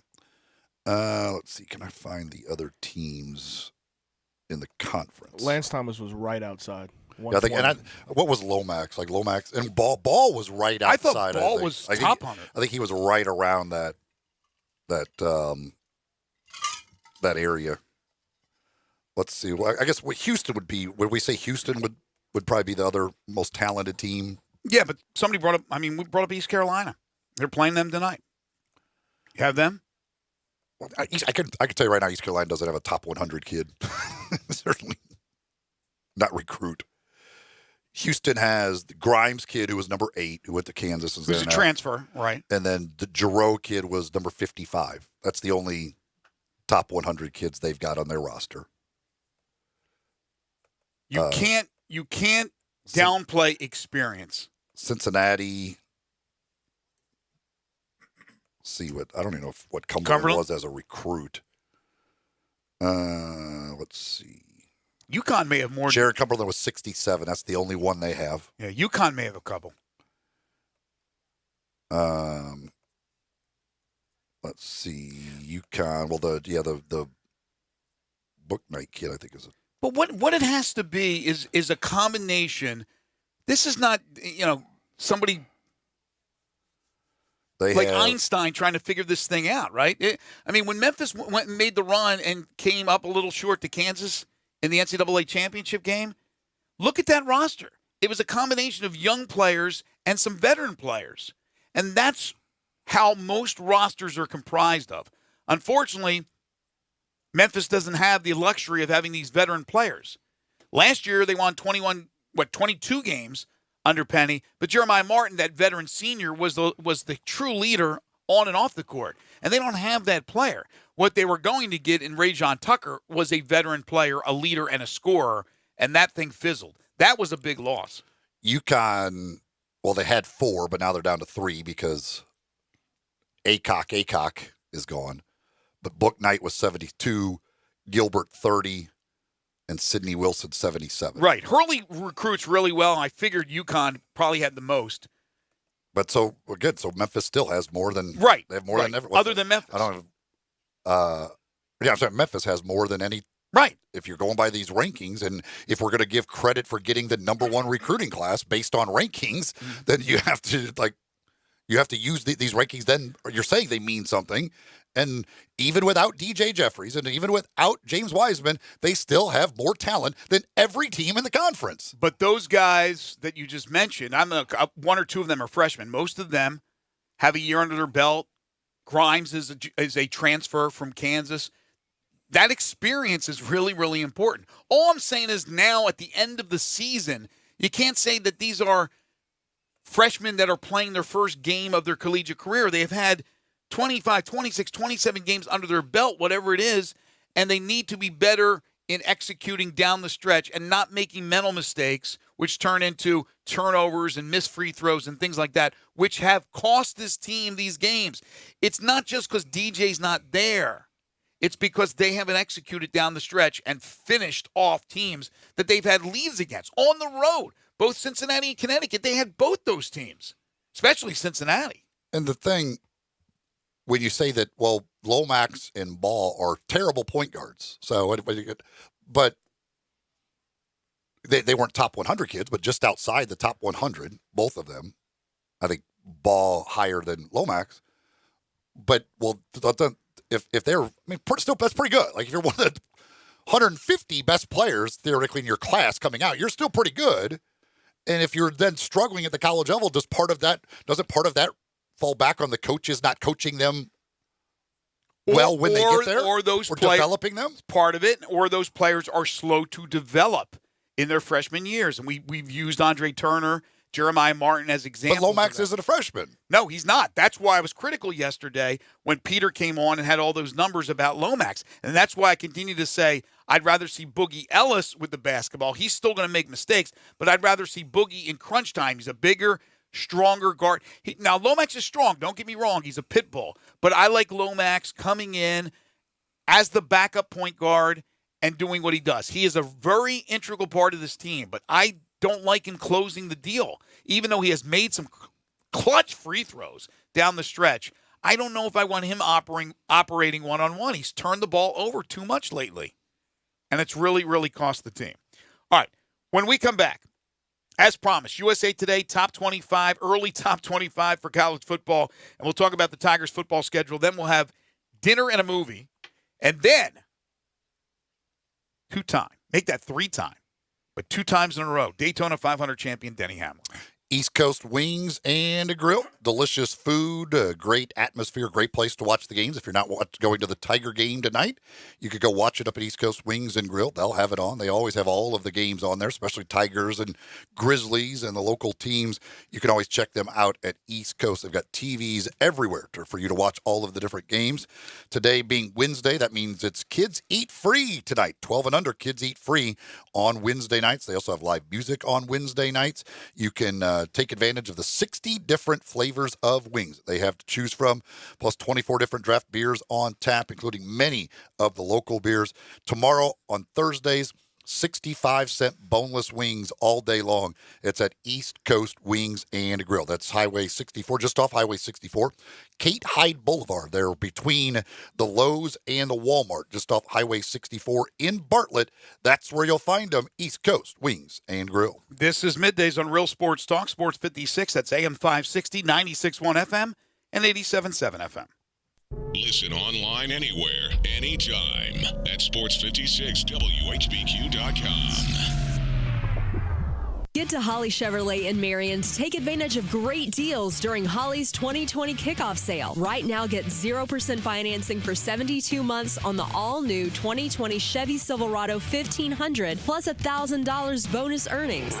Or get 0% financing for 72 months on a new 2020 Chevy Equinox plus $500 cash allowance. Stop by today and check out Holly's large selection of new and pre-owned cars, trucks, and SUVs ready for you to enjoy. And at Holly Chevrolet, it's a no-pressure, no-hassle environment. As a matter of fact, there's no badgers and never pay a dock fee. Find new roads at Exit 14 off I-55 in Marion, just 15 minutes from downtown Memphis, or online at hollychevrolet.com. 2020 Chevy Silverado 1500 stock number N4007. 2020 Chevy Equinox LD front-wheel drive stock number N4074. 0% financing on approved credit. All discounts, rebates, and incentives are included and applied. Must qualify finance with GM Financial on 2005 or newer GM product. Price does not include tax, tag, title, registration. Take delivery by 3/2/20. See dealer for details.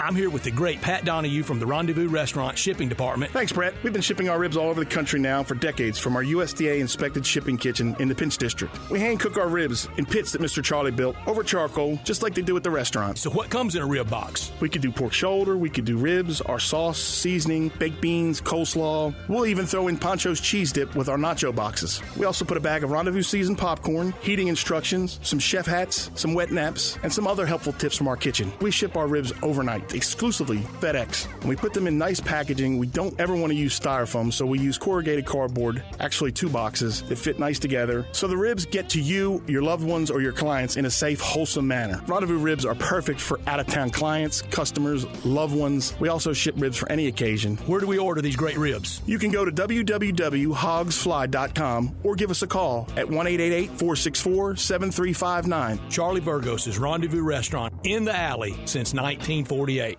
The Can-Am Spring Fever event is here and ready to take you on the ultimate off-road ride and get you some serious savings. Can-Am is built for ripping through trails, crawling through mud, cruising over dunes, getting the job done. Get it done for less. Farmers and ranchers can save up to $1,500 on select 2020 Defender models, or even on select 2019 models, save up to $2,500 during the Spring Fever event. Get yourself a new Can-Am off-road vehicle at a great price. Visit us today, Olive Branch Motorsports, 5656 Goodman Road, or online at obmotorcycleatv.com. All right, Mid-South, let's keep the title in Collierville. Landers Ford is making all the right moves to once again win the prestigious Ford's President's Award. Now their team has won it a record 18 consecutive years. Just think about that. They've won the championship 18 years in a row. Who else can say that? And their solid lineup of veterans is ready to help you drive home in a new Ford. I'm told today they're offering more for your trade, low financing, and incredible deals. So don't miss all of these winning plays. Visit lendersmemphis.com. That's lendersmemphis.com. Then hurry into the only dealer in the Mid-South to win the prestigious Ford's President's Award a record 18 consecutive years. Landers Ford in Collierville. And the final play comes from the 1977 Ole Miss football player on that team that beat #1 ranked Notre Dame. Landers Ford General Manager Don Kitchens. If it doesn't say Landers, you paid too much. Now, back to Sports 56 Middays presented by FedEx. This hour of Sports 56 Middays is also brought to you by Gold Strike Casino and Resort in Tunica. Here once again are Greg Gaston and Eli Savoie.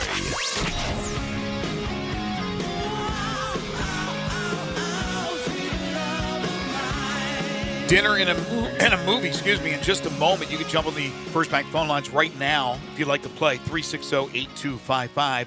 The USA Today, way too early. College football top 25 for the 2020 season. Clemson, #1. Alabama, 2. Ohio State, 3. The defending champion LSU Tigers, 4. Oklahoma, 5. The Memphis Tigers, number 15. They got the Tigers as the highest group of 5 school, with Cincinnati right behind at 16. Boise State is in at number 20. They are the only 3 non-Power 5 schools in the USA Today way too early top 25, which brings me to yesterday's news that came down right after we wrapped up our show, and that's the Tigers football schedule for 2020. They will open up September 5th at home against Arkansas State. Then they head to Purdue on September 12th. Houston's in on the 19th, a big American Conference showdown right off the bat, 3 weeks into the season, and then at Texas San Antonio. October at SMU, UCF at home, Temple at home, and at Cincinnati. So a rugged schedule there in October as they play a lot of the big teams in the conference and in their division. They'll play USF on the 7th, and then at Navy, another big one in Annapolis on the 14th. UT Martin, their final non-conference game on the 21st. Usually all the non-conference teams, their opponents are done by now, but not in this case, UT Martin. And then the final weekend, which is Thanksgiving weekend, at Tulane on the 28th, but it will not be the Friday after Thanksgiving. It'll be that Saturday down in New Orleans. The American Conference Championship game is set for December 5th. Hopefully the Tigers are back in it again. But what do you think of the schedule? Yeah, it's interesting that they don't have that Friday after Thanksgiving game. They've had that, at least 3 or 4 straight years now? It feels that way anyway. And also strange to see them playing UT Martin that late in the year, because they've always have played the FCS teams early. I think I don't ever remember them playing one late in the schedule like that. But yeah, that stretch. I mean, you look at the starting with the UCF game. That stretch of weeks there with UCF, Temple, Cincinnati, USF, Navy. That's 5. A tough 5-week stretch with some obviously very important games that could decide a lot in the conference. And 5 of the Tigers' 6 home games are on Saturday. They have 2 non-Saturday games. And that is what? They got USF is on a Saturday. What are the two weekday games? SMU is on a Thursday, I believe it is, and UCF is on a Friday. There you go. So, yeah, it's a pretty formidable schedule. And, of course, a big non-conference game at Purdue. Not like Purdue's a juggernaut, but they're good. But that would be a nice win. That's a nice feather in your cap if you can knock off a Big Ten team. And I didn't look at all of the various schedules, but I'm guessing, because you see the Tigers playing the 3 teams from the other division right in a row there in October. I'm guessing they didn't want to do the crossover games in the final week of the year, so you don't have the situation like we had this year where you play Cincinnati back-to-back weeks. The conference schedule they have is very rough. Yeah. I mean, they're missing the worst 2 teams, East Carolina and Tulsa. Obviously, Tulsa almost got them last year, but you would think in a normal year that's sort of a gimme. They have all the good teams in conference. All of them. It's a tough schedule. So that's right. Yeah, I guess next year there's not divisions, is there? It's just the top 2 teams. Top 2 teams will be in the championship. Yeah, that's right, because Connecticut will be gone, just 11 teams. So, yeah, I guess it doesn't there's no consideration of divisions as far as that goes. Time now for dinner and a movie. You hungry? Hey, Ma! Can we get some meatloaf? So kick my heels up and so throw my hands up and so throw my head back and so come on now. Why are you yelling at me? Hey, you will see it right now, baby. You know what? I will have some meatloaf. Let's have some meatloaf. You want some? Yes. I knew you'd go. Hey, Mom! The meatloaf! Hey, hey, hey, hey! I'm not really in the mood for this. Hey, hey, hey! Oh, what a loser! Good. More for me and you. Jump up and shout now. Jump up and shout now. It is dinner and a movie. It's your opportunity to win a couple of Malco movie passes along with a $25 gift certificate to 117 Prime downtown there on Union Avenue. 117 Union. Pure coincidence that they named it 117 Prime and it happened to be the address. But you could go there with $25 gift certificate. Again, the Malco movie passes. You can head to Malco theaters around the area. Among movies out there showing right now, Birds of Prey, Blumhouse's Fantasy Island, Sonic the Hedgehog, Bad Boys for Life, 1917. They are showing now Parasite, the Oscar winner for Best Picture, on the IMAX over at the Paradiso. So you can check that out there. Opening up this week, you've got Brahms, The Boy Part 2, starring Katie Holmes.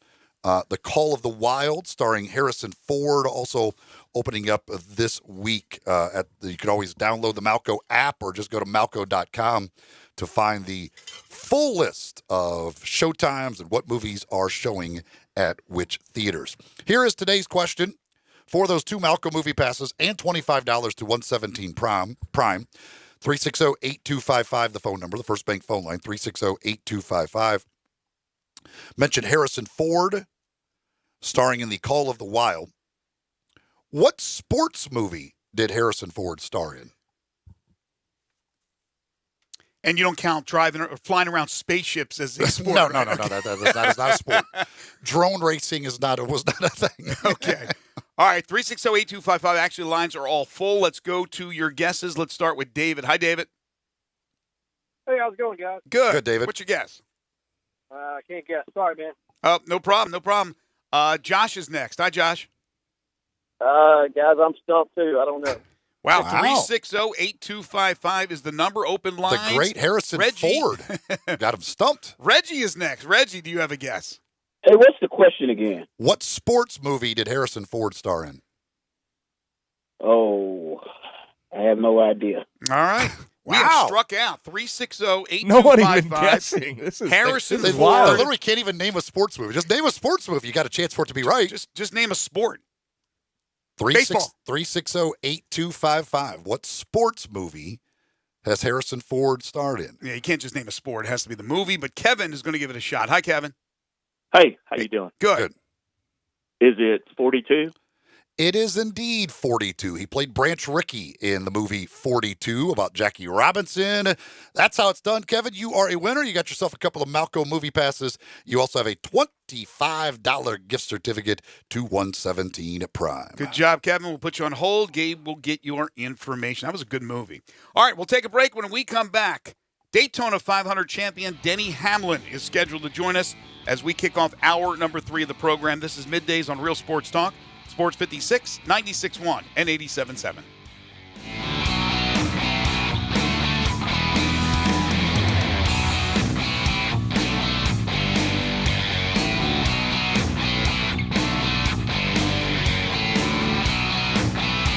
You already know you can listen to Sports 56, 96.1, and 87.7 anywhere with the Sports 56 app or at sports56whbq.com. But you can also keep up to date with everything going on by keeping up with Sports 56 on social media. Be sure to follow us on Twitter, Facebook, Instagram, YouTube, and Twitch for information on breaking news, chances to win prizes, and video of all the shows. Don't miss out on anything that's going on. Stay in touch with Sports 56, 96.1, and 87.7 on social media.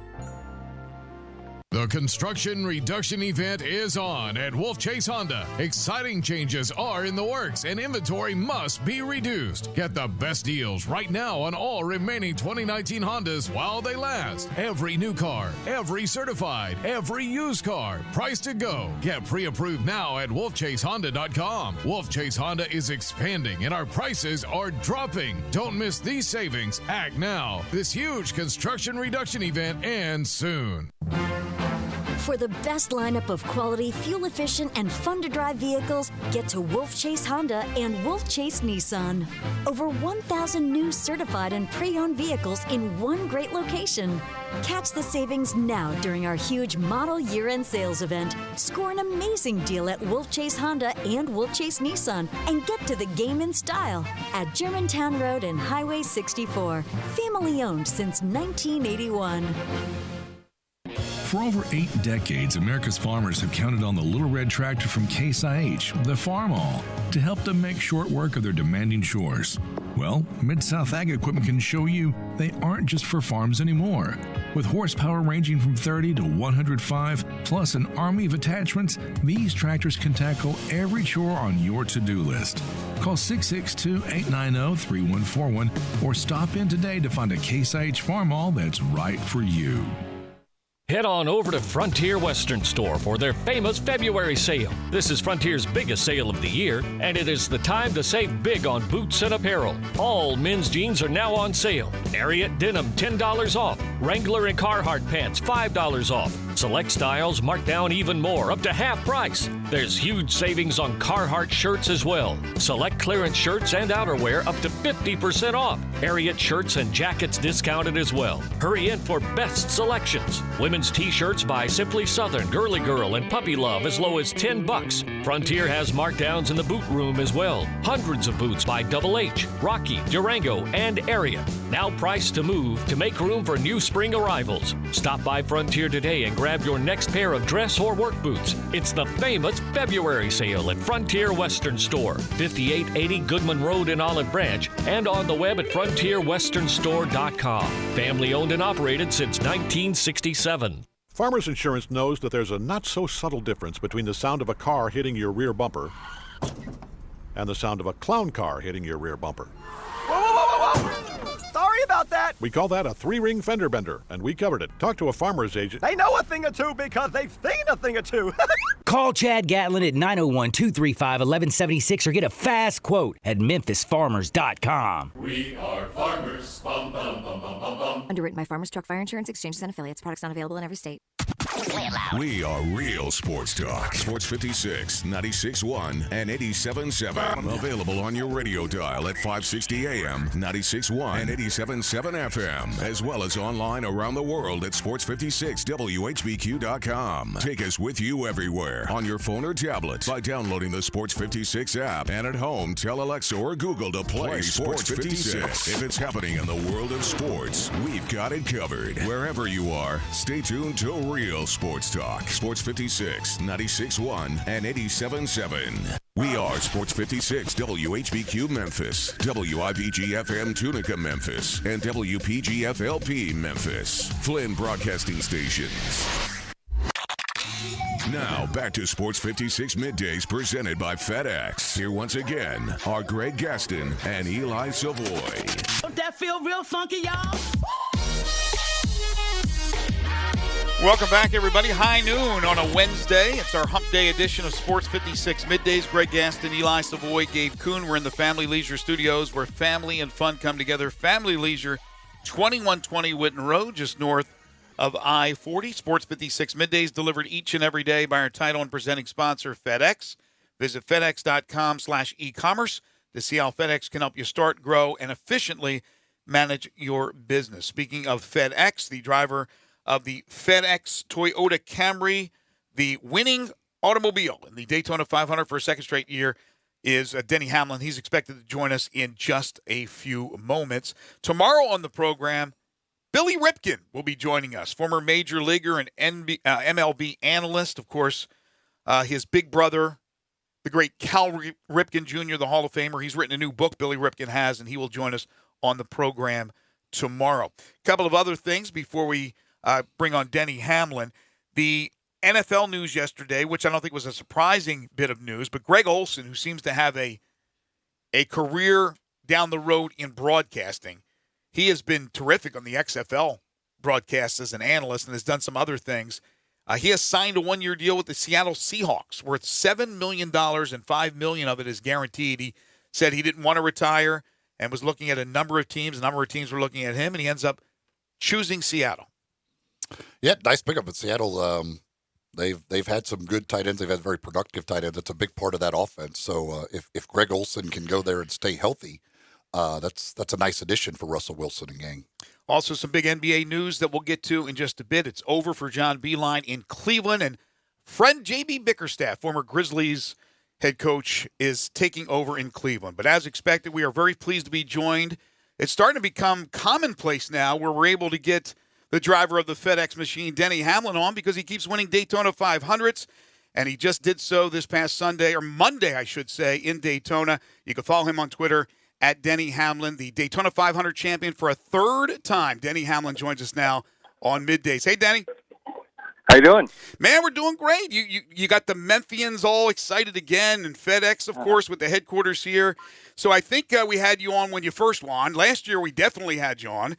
And now we got you on again, so we're very happy to have you. Hey, before we dive into your winning run on Monday, the news continues to get better and better for Ryan Newman in that horrific crash. Just saw photos of him on ESPN with his children. He's walking around now.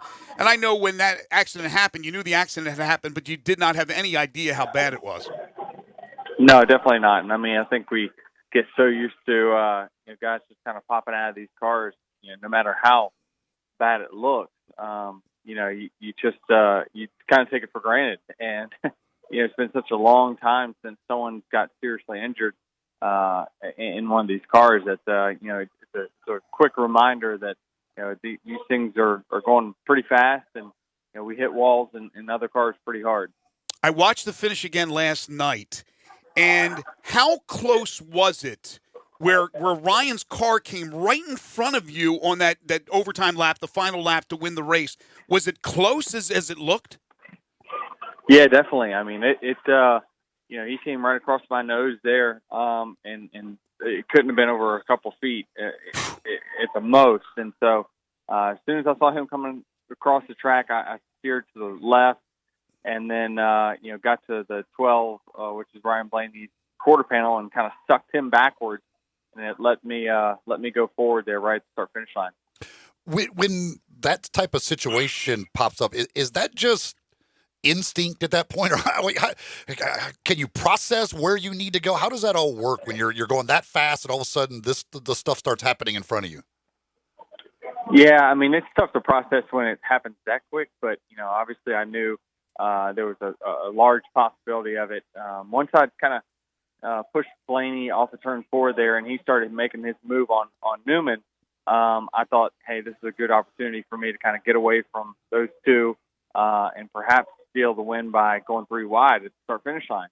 But obviously, with the contact that they had, it made it to where I was able to sneak by the 6 car and just barely get by the 12.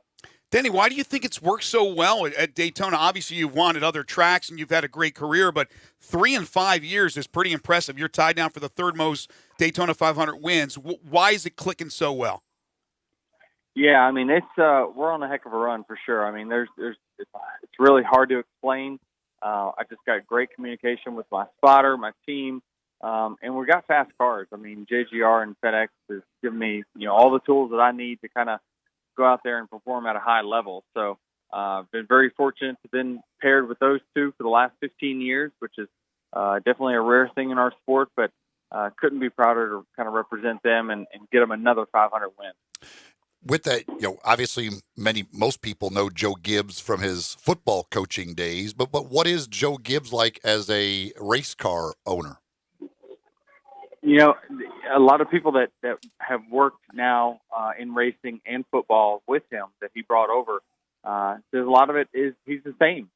He definitely expects a high level from the people that he hires.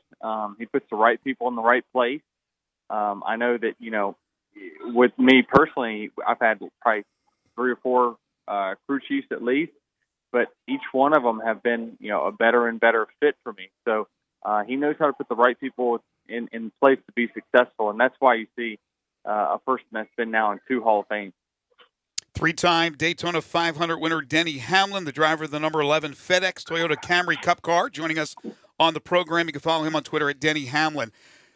You were in the same boat as all the other drivers, but what was it like to go out there, race 20 laps on Sunday, and have to put the cars in the red flag and have to wait until Monday to go do it again? That had to be a buzzkill of some sort. Yeah, absolutely. And on top of that, once we ran those 20 laps, we came back, had another team meeting on Monday talking about, okay, what do we do with our strategy now? We had strategy set out before for the Daytona 500, had the race gone green, but now that we've got a stoppage, how do we adjust our strategy? And that was really a key moment for us, is when that caution came late in the first stage. It allowed us to kind of jump the field there and get up front and with all of our Toyota teammates. So that was a key moment. It allowed me to stay up front from that point on. And we really just kind of dominated and really made a great move, obviously, at the end to get it done. What does a race driver do when you get that rain out? What do you do to kill the time Sunday then? Mm-hmm. Well, I mean, they didn't call it till probably 6 o'clock or so on Sunday. So I just kind of went to dinner, nothing big. Got up in the morning, had some breakfast, took the kids and played putt-putt golf with them around lunchtime at the beach, and then just really went back to the racetrack, had our meeting at 2 o'clock, and got in the race car at 4. So it was pretty much a normal day to speak of. You kind of get in the middle of the night, I get back and I start doing a little bit more work, looking at more data to figure out, what else I can learn. And I felt like I was really prepared when I got there on Monday morning. Did you win in putt-putt golf? I did. Okay. Well, it was a big day for you then. Going against a 7 and 2-year-old, it's not too tough. Is that your pre-race tradition now? Did you do that last year before winning as well? I didn't have enough time before last year, but the race starts at a different time. But certainly wouldn't mind making it a good tradition. Tom Brady, I'm sure, has asked this, and other athletes who have won multiple times in their respective sports. I'm sure asked, is there one Super Bowl championship that's better than the others? You got 3 Daytona 500 wins now. Is one better than the other? Oh, man, I need time to really think about it. I mean, certainly, 2016 coming from 4th or 5th there on that final lap was significant. 2019 with the passing of J.D. Gibbs was very significant. And this one, having the lead, losing it, and coming back right at the start-finish line is very significant. So I don't know. I mean, I got to just kind of put it all together, and it's going to take some time to think about the significance of that one, especially this one that just happened and what it means to me. There is the changes that are going to be made with the cars and everything for next year. Do you like the things that are the changes that are happening in NASCAR? Yeah, I think that, they went through a big, executive change over the last few years, and really happy with the communication that we've had with them. Obviously, having a new, what they call a next-gen car coming out next year, will have independent suspension. A lot of the interior aspects will be closer to what the production car will be. There's a lot of things that this is a big leap in generations of cars. We've had different body changes and things like that. But the chassis and all remain the same. But this is going to be a completely different car that we're going to be racing. So I'm excited about it and see where in the sport goes from there. I'm sure it's been a whirlwind for you the last couple of days, but now you're used to it, having done it 2 times previously. But you got Vegas this weekend. When you're coming off a Daytona 500 win, and you're running around and doing all these interviews and making these appearances, it's got to be extremely tough to be ready for that next race. It is. I mean, it certainly is. I mean, you can't downplay that. That it's you're prepared a little bit less than what you would be on a normal week. But I mean, that we're coming off the biggest race of the year, except for the championship race for us. So you're just going to have that aspect of it. You got to deal with it.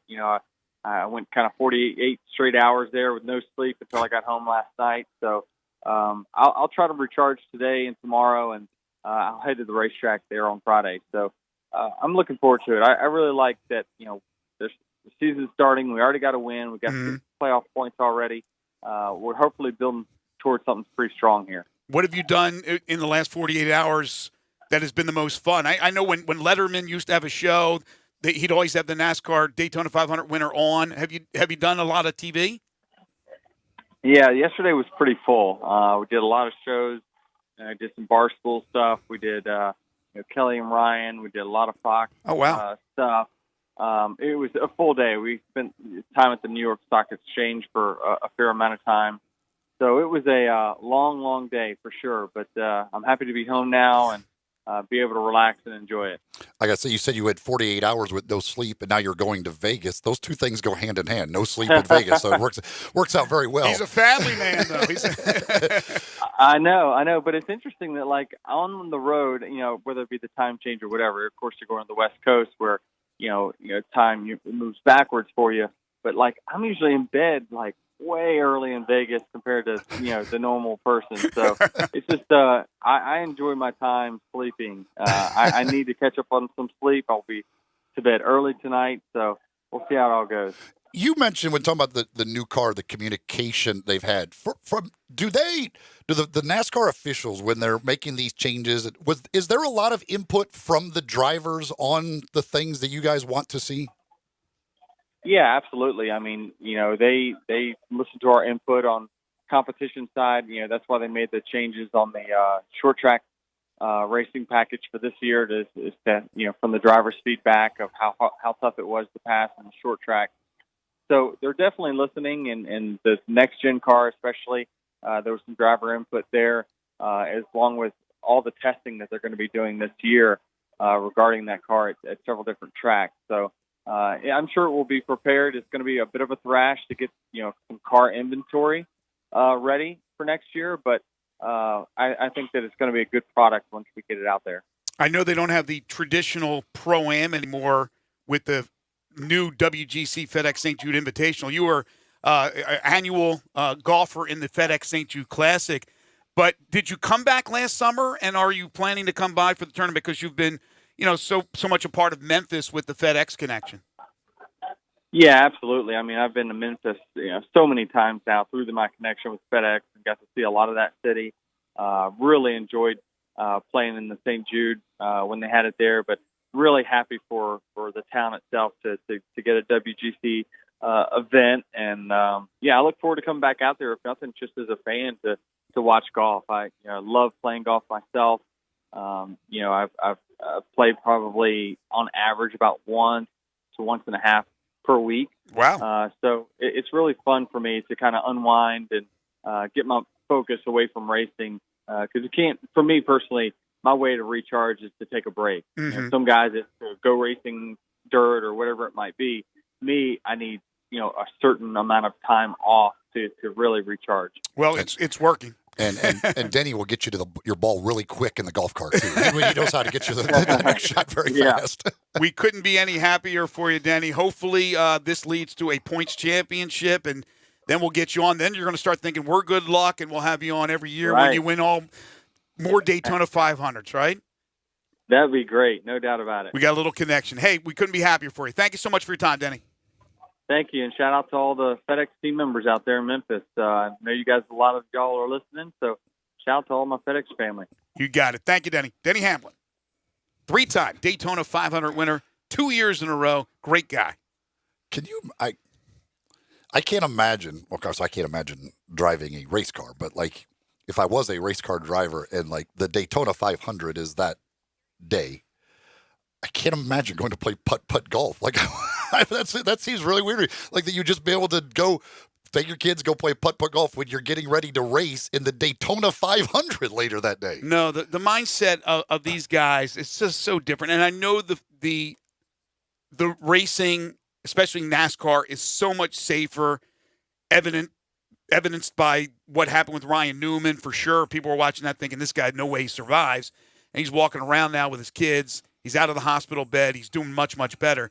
But still the dangers of the sport. You're going 200 miles per hour side by side. There's a car in front of you, on the side of you, on the other side of you, and right behind you. And you're sandwiched in.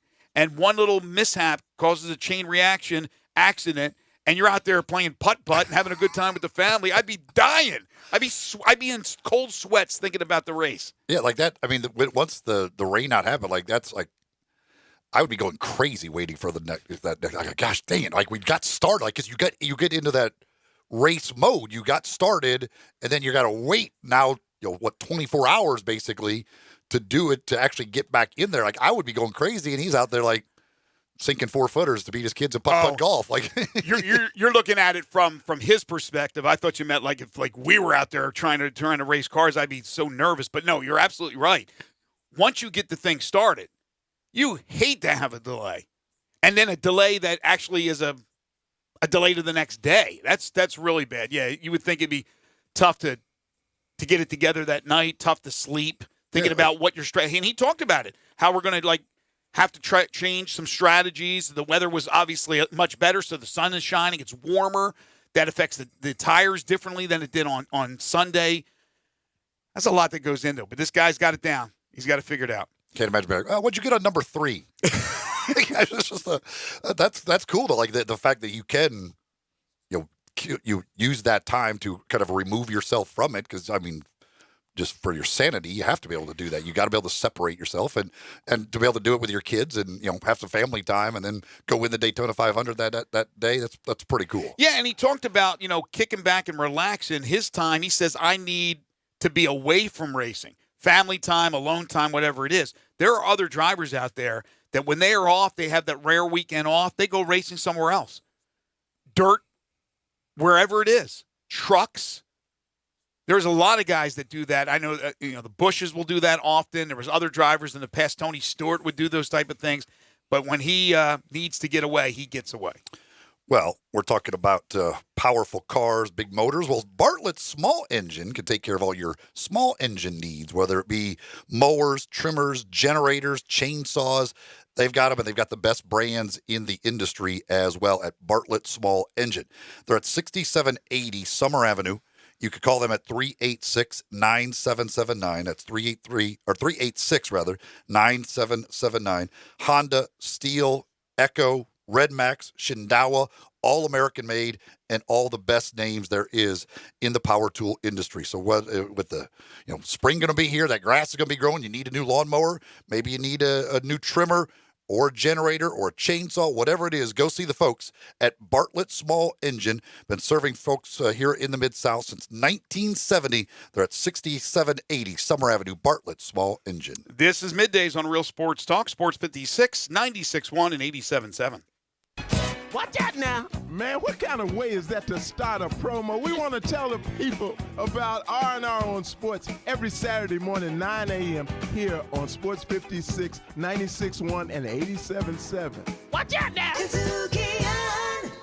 Bartlett Small Engine has been serving quality power equipment since 1970. They have a full line of power equipment, parts, and services for most makes and models. Bartlett Small Engines has the best brands in the power tool industry: Honda mowers, trimmers, and generators, Steel blowers, trimmers, and chainsaws, Echo trimmers, blowers, and chainsaws, plus quality products from Red Mat and Shindawa. And they're all American made. Bartlett Small Engine is your can-do store. 6780 Summer Avenue. Call 901-386-9779. Let's say you just bought a house. Bad news is, you're one step closer to becoming your parents. You'll proudly mow the lawn. Ask if anybody noticed you mowed the lawn. Tell people to stay off the lawn. Compare it to your neighbor's lawn. And complain about having to mow the lawn again. Good news is, it's easy to bundle home and auto through Progressive and save on your car insurance, which, of course, will go right into the lawn. Progressive Casualty Insurance Company, affiliates, and other insurers. Discount not available in all states or situations. Get to Holly Chevrolet in Marion to take advantage of great deals during Holly's 2020 kickoff sale. Right now, get 0% financing for 72 months on the all-new 2020 Chevy Silverado 1500 plus $1,000 bonus earnings. Or get 0% financing for 72 months on a new 2020 Chevy Equinox plus $500 cash allowance. Stop by today and check out Holly's large selection of new and pre-owned cars, trucks, and SUVs ready for you to enjoy. And at Holly Chevrolet, it's a no-pressure, no-hassle environment. As a matter of fact, there's no badgers and never pay a dock fee. Find new roads at Exit 14 off I-55 in Marion, just 15 minutes from downtown Memphis, or online at hollychevrolet.com. 2020 Chevy Silverado 1500, stock number N4007. 2020 Chevy Equinox LD front-wheel drive, stock number N4074. 0% financing on approved credit. All discounts, rebates, and incentives are included and apply. Must qualify finance with GM Financial. 2005 or newer GM product. Price does not include tax, tag, title, registration. Take delivery by 3/2/20. See dealer for details. Make your day smoking with the Big Green Egg. You can smoke, bake, roast, sear, and grill, all with a lifetime warranty. Ceramic never rusts, and the easy, accurate temperature control gives you the greatest range of any grill. Make your next grill your last with the Big Green Egg. Available at these nearby locations: Hamilton Fireplace Shop, 4462 Summer Avenue; Germantown Hardware Company, 2083 South Germantown Road; Garden Spas and Pool, 9393 Poplar Avenue; and East Memphis Ace Hardware, 5143 Quince Road. Got something you want to get off your chest? You better have a backup plan. Want to join the conversation? Someone needs to tell him he has to grow up. Join us on the First Bank phone lines at 360-8255 or the First Bank text line at 67129.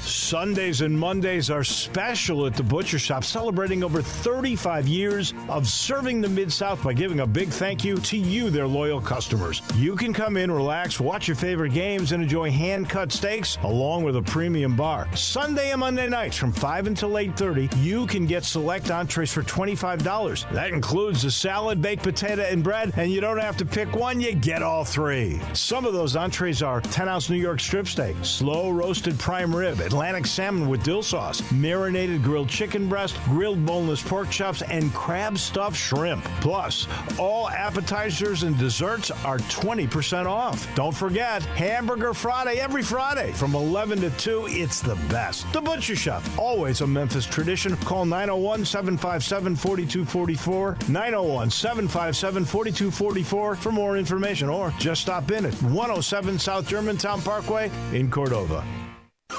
Now, back to Sports 56 Middays delivered by FedEx. Here once again are Greg Gaston and Eli Savoie.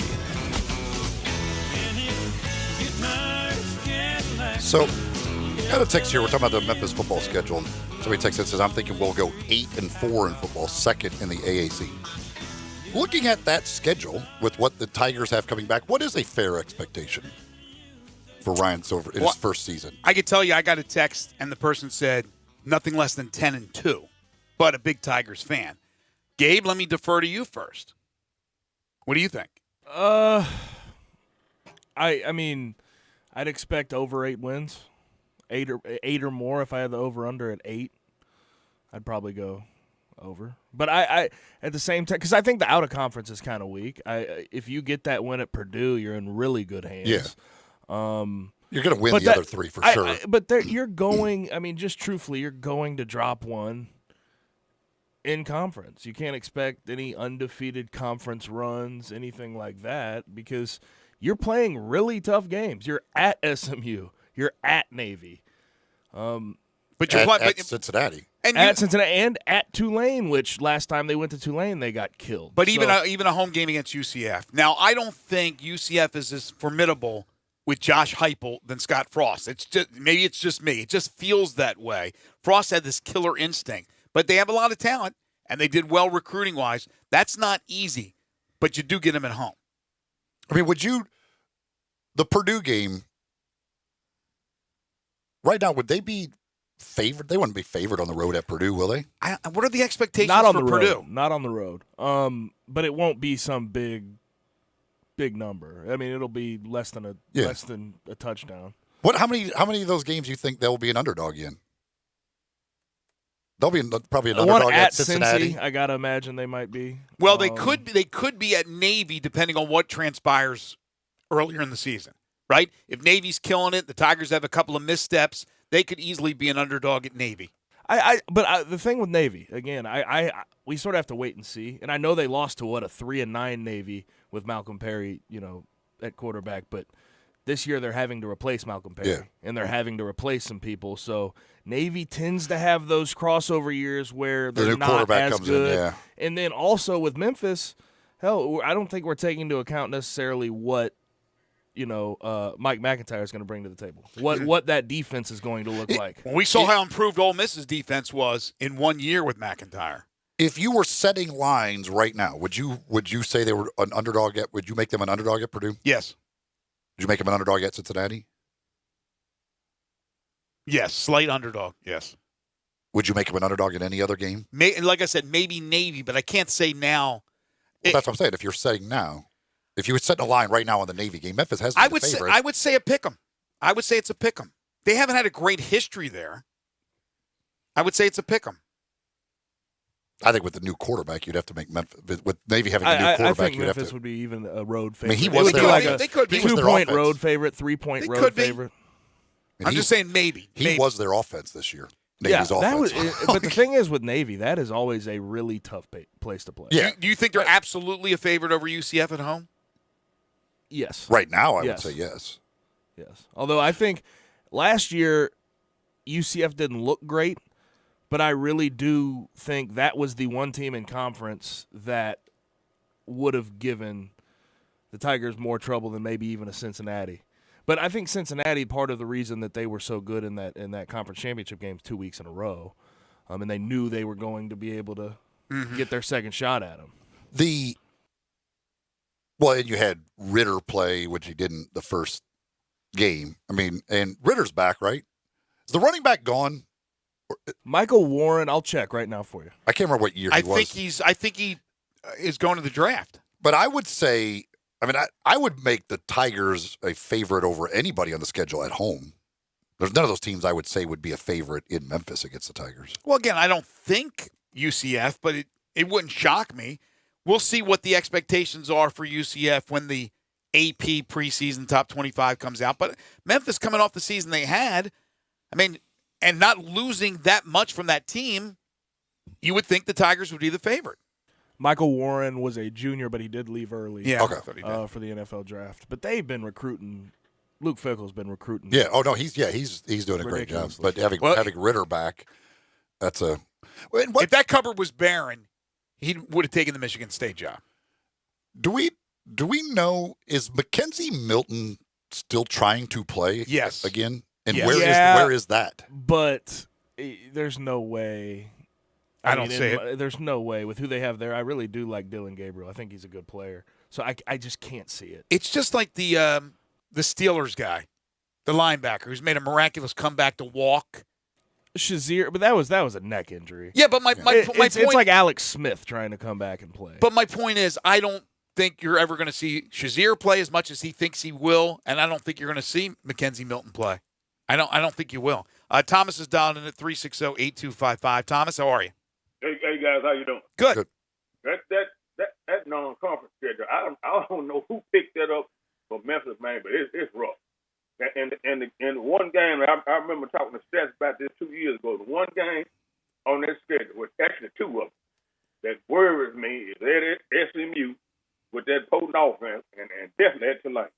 I thought you said the non-conference Tulane schedule. team playing real good now. Did you just not say the non-conference schedule was rugged? No. I said the conference schedule. Okay. No. If I said non-conference, that was by mistake. Okay, gotcha. Now, I'm looking forward to that Purdue game. Like you said earlier, Greg, Purdue's not a juggernaut, but they still are a Power 5 football program. Still right, still a Big Ten team. So I'm looking forward to. And matter of fact, I'm looking at my schedule. I might try to make that game because West Lafayette not that far from that. Yeah, they'll have some people that will certainly head to West Lafayette, no question. And they've got Rondale Morris, right? He was only a sophomore, wasn't he, last year? Yeah, he was. He got hurt, though. He's a stud. So, and they lost their quarterback. I'm gonna tell you one other comment about Memphis. They should have probably one of the top rushing programs in the country next year, especially with that kid that was a transfer from Auburn, Asa Gibson, Martin, Gainwell, and then what's the other kid's name that played last year was played by tailback behind Rodriguez Clark. Yeah, then they definitely should have one of the top running games in the country. Now with Brady White coming back, it's going to be interesting to see how Pop Williams comes back too. Yeah, that's another weapon that they have back. That's right. Pop Williams coming back. Thank you, Thomas. Appreciate okay, guys. Less than a month, spring football will get underway. The first for Ryan Silverfield. The one game that's weird on the schedule is the fact that they're going to Texas San Antonio. It's just like the last year when they played at Monroe and South Alabama was the other road game. Yes. So it's a weird game. They plan to remember the Alamo. That's what they plan. Arkansas State to start the season got a little regional rivalry. The good thing is Omar Bayless is gone. He's going to the NFL. That dude was a stud receiver. But they have a potent offense. Blake Anderson's a good coach, a really good coach. Memphis is a better team, I think, overall, and should win that game. But I don't think it's just a gimme, right, Gabe? No, that's a tough game. Arkansas State is always at the top of the Sun Belt. Yeah. And Blake Anderson, the thing is with some of these programs, when you look at Group of Five, when you have some continuity in your coach, year to year, you're going to be a sort of decent power program in that conference, right? Right. I think that'll be one of their toughest out of conference. Obviously, the Purdue makes sense, but Arkansas State's not a gimme. Yeah, somebody had texted and said, "Don't overlook Arkansas State." Never do. Somebody else says Texas San Antonio won't be an easy game. Texas San Antonio was terrible. Yeah, I was last gonna year. say They are awful. They're not good. And Frank Wilson's gone, right? They fired him, their coach. They have a new coach there, don't they? Can you check that out, Gabe? See who's coaching now at Texas San Antonio. I'm pretty sure Frank Wilson was let go. I will tell you, they are coached by somebody. Jeff Traylor, yes. Jeff Tractor Trailer. Tyrone Nix is the defensive coordinator. Oh, wow. How about that? Anyway, that's the Tigers schedule. If you haven't seen it, check it out. I'm sure it's on GoTigersGo.com. Go ahead. Well, somebody texted and asked, what is Memphis returning on the O-line and D-line? On the O-line, they lose, two guys? You're losing Dustin Woodard, and you lose Scotty Dill. So two guys, they got guys ready to step up anyway. I think what Silverfield's done in developing the O-line and the run game is that's what he does. It's a stalwart of what it's going to be. So replacing those guys, that was the big question, last year. Right, you brought it up many times, yes. And they did just fine. And defensive line, they're deeper at the defensive line than they are at the offensive line. They got guys coming back. Goodson and all those guys, right? They made a big push in recruiting to get some JUCO D linemen too, to sort of fit that Mike McIntyre system too.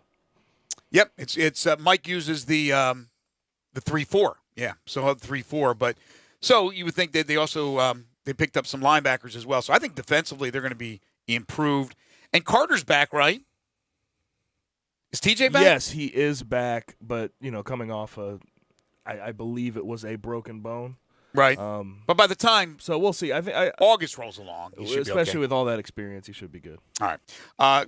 Basketball tonight, FedEx Forum. We talked a lot of Tigers earlier in the show. If you'd like to comment on what we had to say, you can text in at 67129 or comments that you want to certainly bring out here during this discussion. You can 360-8255 First Bank phone lines. Tigers a double-digit favorite. They've lost 3 in a row. East Carolina, 10-16, 4-9. Tigers, 17-8, 6-6. Penny with some interesting things to say yesterday when he met the media. We'll see tonight if we see a little bit more Boogie Ellis on the ball. I haven't heard anything. I feel that we may see a little bit more of that after the last few games with Alex struggling the way he did, especially down the stretch. But the Tigers with 6 games remaining in the regular season before the conference tournament. Grizzlies return to action tomorrow as they have 28 games remaining. Other teams around the league have made some moves. Reggie Jackson was bought out of his contract by the Pistons and plans to sign with the Clippers. I think that would be a nice little addition for the Clippers. Yeah, I mean he's a guy that they could put on the bench, but that could come in and score. I mean he provides you another scoring option off the bench. So they've I don't know. I'm not exactly sure what the heck the Rockets are doing. The Pistons are doing. Okay, like they got rid of Andre Drummond. Now they get rid of Reggie Jackson. Blake Griffin's got to be like, what out of there. What the heck is going on here? Like so I don't know. But I mean, when the Clippers, when you already got Lou Williams coming off your bench, and now you add Reggie Jackson, that's a pretty nice little backcourt that you could bring into the game off your bench. Absolutely. I thought you were leaning towards saying something about the Rockets. They signed 2 former Grizzlies, DeMarre Carroll and Jeff Green. And then I heard, I forget which basketball insider on ESPN talk about great acquisitions. I'm thinking to myself, really? I mean, really? Great? Is that going to get the Rockets over the top? Jeff Green? They kept talking about his athleticism. We know. I don't believe he looks like a stud. I think DeMarre Carroll's a nice addition. I like Carroll. I don't know about Jeff Green. Because that's what they're. I mean, they just want all guys. They want thoroughbreds in that same size range right. that can get up and down the court and shoot threes. So they fit what they're trying to do. All right, you talked about Detroit not knowing what they're doing. Cleveland, not sure what they're doing, but we do know it's not going to be moving forward with one John Beilein, as Beilein is out. Not sure. Have we heard any word yet on what the financial package is? He's obviously owed a lot of money, $12 million, 4 years left on his deal. He's not going to be paid all that money. But Beilein is out, and J.B. Bickerstaff, the former Grizzlies coach, is in. Yeah, JB is Mr. Takeover midseason. This is the third team now that he has done that with. If it doesn't work out for him in Cleveland, I'm not sure any other head coach is going to hire JB Bickerstaff on his staff because you're like, that means I'm going to get fired or something's going to happen to me midseason and he will take over for me. He's also the king of tough situations. Like he is in the worst of situations whenever he becomes a head coach, interim head coach, whatever it is. I thought he did a very admirable job with the Grizzlies. I loved listening to him in the post-game press conferences. I think he's a really good human being. But now you look back, and, of course, hindsight's 20/20, the Taylor Jenkins hire. I mean, when he got hired, we were like, who's this guy? And he's been absolutely fabulous. But wish JB nothing but the best. But, boy, Beilein, now John Beilein's no spring chicken anymore. Is he going to retire with the millions that he gets paid? I'm sure it's going to be multiple $1 million. It's not going to be the entire 12. Or is he want to get back into college coaching? And if so, you're grimacing, Gabe. Wasn't John Beilein a hell of a coach? No. I think this move to me, with how confident he is, sort of moving out of that position and the talks they're having back and forth, it makes me think he might have a situation set up in college. You think so? For him to go get. Well, he'll be. He was a great college coach. He will get whatever job he wants. Like if anybody that has an opening this year is he'll be the number one guy, and rightfully so. Like, does anybody care what happened, why he was let go by Cleveland? Even though I don't think it was like a major deal, but certainly something you don't want to say in a locker room. Do you think that hurts him? No. The college programs say the guy won at Michigan. We want him to coach our team because we want that. He has proven to be a great college coach. I mean, just look at the people these colleges hire. If you can win, you can win. And so the question would be, what kind of big jobs could come available this offseason? I think the college game's going to suit him better. Having more control somewhat over the players, because like the Cavs, just zero respect for him. There was reports of them playing like songs with Thug in it, like Thug's Mansion, and like they had "I'm a Thug" by Trick Daddy. Like, wait, playing why? Around Why did they play them? Just to give him heck. Just literally to get on his case. It was to get a rise out of him, there was the talk that he was, he treated him like college kids. Like it never was. It never worked. Well, because he's a 40-year college coach. That's all he knows. Absolutely said that. We talked about that when he got hired. Now, again, sometimes you're right, sometimes you're wrong, sometimes you hit, sometimes you miss. When Hubie Brown, many, many moons ago, was hired by the Grizzlies, we're like, what? And he's still going strong at whatever his age is now as a broadcaster. But it worked out so well. NBA Coach of the Year. And then you have this with Beilein. We said the same thing. Nah, it just doesn't make sense here. Now, Hubie was an NBA guy. Beilein's a college guy, older guy. Is this going to jive? the way he runs his practices and how hard he is as a coach, and it obviously didn't. Is there any big college jobs that like would appear like they'll be coming available this offseason? Texas is the main one. Yeah. That would make sense. And I would imagine he would jump right into that one. I don't think he'd have an issue. I mean, that's I don't know if like Florida's, they turned it around here the last few games. So Mike White, they're in the tournament. I don't think he's losing his job. Anybody else? Is this Boeheim's last year? I feel like every year's Boeheim's last year. Is he supposed to be done after this year? I thought he retired 5 years ago, Boeheim. I feel like every year is supposed to be his last year, but is this year? He hasn't said anything. I don't believe he said anything. I thought he said something for this year, but that would be one if he does call it quits. Is his son a senior? I think his son is a senior, so maybe this will be his last year. Maybe is Patrick Ewing okay with Georgetown? They're okay. They're a solid team. They're not a great team. They might make the tournament. Yeah, if they make the tournament, obviously he's okay. I don't know. I don't see a lot of possible openings. How about in the American Conference? Anything? I don't think that John Beilein's going to be in the American Conference. No. I'm just thinking of another topic. Anything with the American? American? I think we misspoke on Buddy Boeheim. It looks like he's a sophomore. Oh, he's only a sophomore? God, I feel like he's been there for a long time. Maybe it's because he's a coach's son. Yeah, maybe it's just because his dad, the name, I just feel like since the name's up, but gosh, I was thinking he was like a senior, but. Like, I don't see anything happening in the American. Right? I don't see. I don't. And Tulane just got a new coach. They're not firing him. East Carolina's. He's relatively new, right? Last year was his first year, was it? I think so. I don't see, unless a coach leaves to go somewhere else. I don't see that happening. Yeah, I wouldn't. I mean, Temple's got a new guy. UCF isn't getting rid of theirs. South Florida, he's not going. I don't think they'll fire him. No. All right.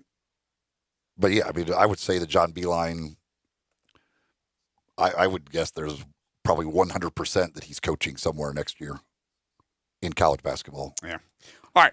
We'll take a timeout, come back. We got our final segment coming up. Got a couple of interesting notes from around the sports world. If you want to get a quick phone call in, you certainly can on the First Bank phone lines at 360-8255 or text us on the First Bank text line at 67129.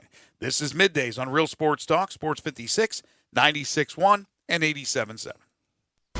Sports Time on Sports 56 with Wallow and Stats. Weekday afternoons from 3 till 6. Right here on Sports 56, 96.1 and 87.7 FM.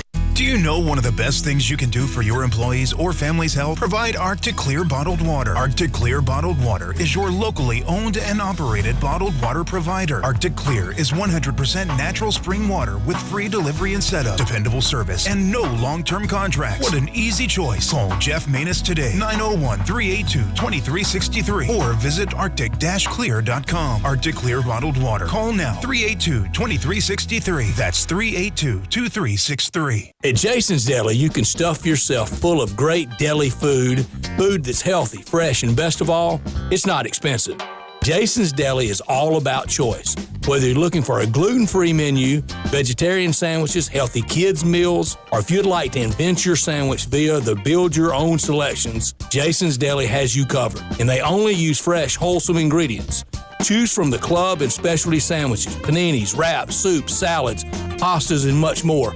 I love the cleanliness in the restaurant, the hospitality, and of course the cost. They have a huge salad bar and great soups, including Southwest chicken chili, fire-roasted tortilla, organic vegetable, tomato basil, and many, many more. And if you're planning an event, their catering department is fantastic and can handle any size party. Go check out Jason's Deli's 4 locations.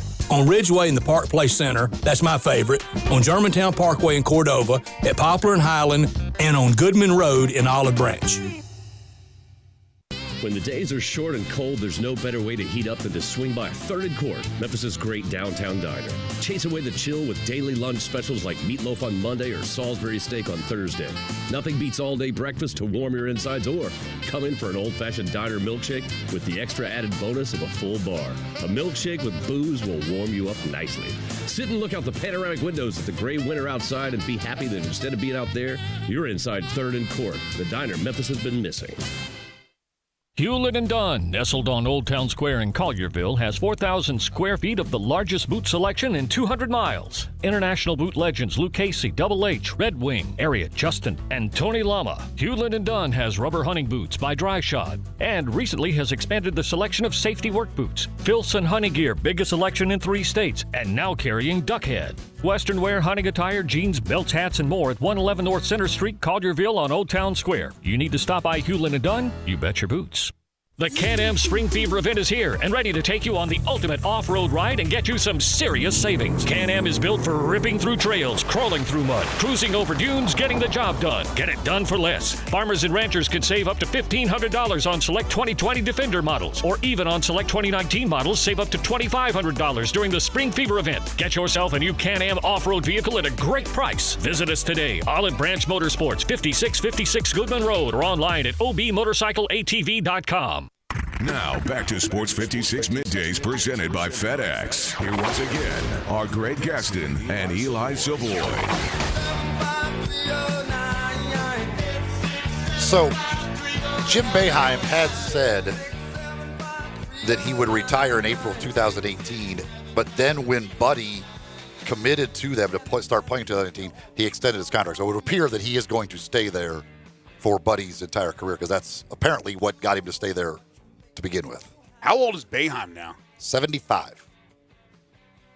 Yeah, it was years ago when he first said he was retiring and then did it in an about face. From the world of baseball, the Astros thing is not going away anytime soon. All season long, who knows how long it will linger. New York Yankee slugger Giancarlo Stanton on Wednesday called out Astros owner Jim Crane for saying that his club's illegal sign-stealing system may or may not have had an impact on the competition on the field in 2017. We discussed that. Stanton, acquired by the Yankees before the start of the 18th season, led the majors with 59 home runs in 2017 as a member of the Marlins. That total was the most by a major league player since 2001. If I knew what was coming in 17, I probably would have hit 80-plus home runs, Stanton said Wednesday. So what happens if you have all these long-time records, some not so long, but others that are long-standing? Because we know how important it is with Major League Baseball and their records, their stats, their Hall of Fame, all that stuff. What if in 17 all these guys were breaking records? Like, what would the reaction be now from Manfred? We have the MVP controversy, although, again, that's difference of opinion. You decide that Altuve had the best season. You might want to change your vote if you were allowed to because of what came down in wake of this scandal. But what happens if, let's say, Bregman hit 80 home runs in 17, and now we look back at it and go, oh, these guys knew all the pitches? He'd say, taking away the numbers is just a futile attempt at trying to correct what's wrong. Just like a piece of metal. Just like a piece all of the metal. ink on that paper. It's stupid to take away. And now, of course, he's backtracked from the "it's just a piece of metal" statement. I mean, every time he says something, he's putting himself into a deeper hole. But what would I mean? Baseball's really, really, they care about those numbers. They care about those records. Oh, it'll stand, the 80 home runs. He may have known all the pitches that were coming, but he still hit 80. Come on. So Stanton says he would have hit 80. I don't doubt any of those guys that are bashers. Stanton would have been hurt. That's the first thing I thought of. Whether you know the pitches or not, when you're on the disabled list, you're not hitting 80 home runs. That's the first thing I thought of when I was about to read the story. However, in 17, he was healthy for most of the season. That's why he bashed as many home runs as he did. He has not been that healthy with the Yankees. No question about it. But anyway, it's interesting to think and wonder what Mike Trout, and he alluded to it yesterday down at I guess Arizona is where the Angels spring training is, what he could have done if he knew what pitches were coming. Did you see, by the way, when Manfred did the apology for the piece of metal? Did you he kind of caught us because he said he started about like that was a long couple of days. He had done a bunch of stuff and all the TV and everything else, and he said, "I made one mistake," and then he goes, or at least one mistake. Because I think he really he ran in his head like, oh God, if I say that's the only mistake I made, people are going to go crazy. Like, Roy, you think that's the only mistake you made in all of the things you said? But he immediately goes like, or I mean, at least one mistake. Yeah, because that would have been another mistake on how many mistakes he made. Whoever the PR person looking over the MLB in general, just anybody who's higher than a manager at this point, do not let them speak in front of the media. That's what I picture, like when he started, when he said, I made one mistake, I picture the PR guy like in the back of the room just like, oh gosh, really? Like, you got to be kidding me. Whoa, hey, back that up. Wait, let's try that. Let's do this again. Honestly, Take two. Honestly, how about this? No questions. Give him a piece of paper with what he needs to say on it, and that's all he can say. Yeah, it's one of those do you want to get away moments. The folks over at Fleet Feet can take care of you for all your running gear, and especially shoes. Shoes are very important, getting the proper shoes for you based on the way you run or walk. And the folks at Fleet Feet, if you go into either one of the two locations, will use their technology. They'll take a look at the way you run or walk, where you put pressure on the what parts of the foot you put the most pressure on, and then they'll put you in shoes that are just right for you based on the way you run or walk. Plus all your shorts and shirts and hats and all that other stuff. They've got everything you would possibly need. They're all about runners at Fleet Feet. They've got the two locations, Laurelwood Shopping Center in East Memphis and in Collierville at Poplar and Houston Levy next to the Hueys. You can also find them online at fleetfeetmemphis.com. They also have a Facebook page where they keep you up to date with things they've got going on over at Fleet Feet. Time now for one final thing.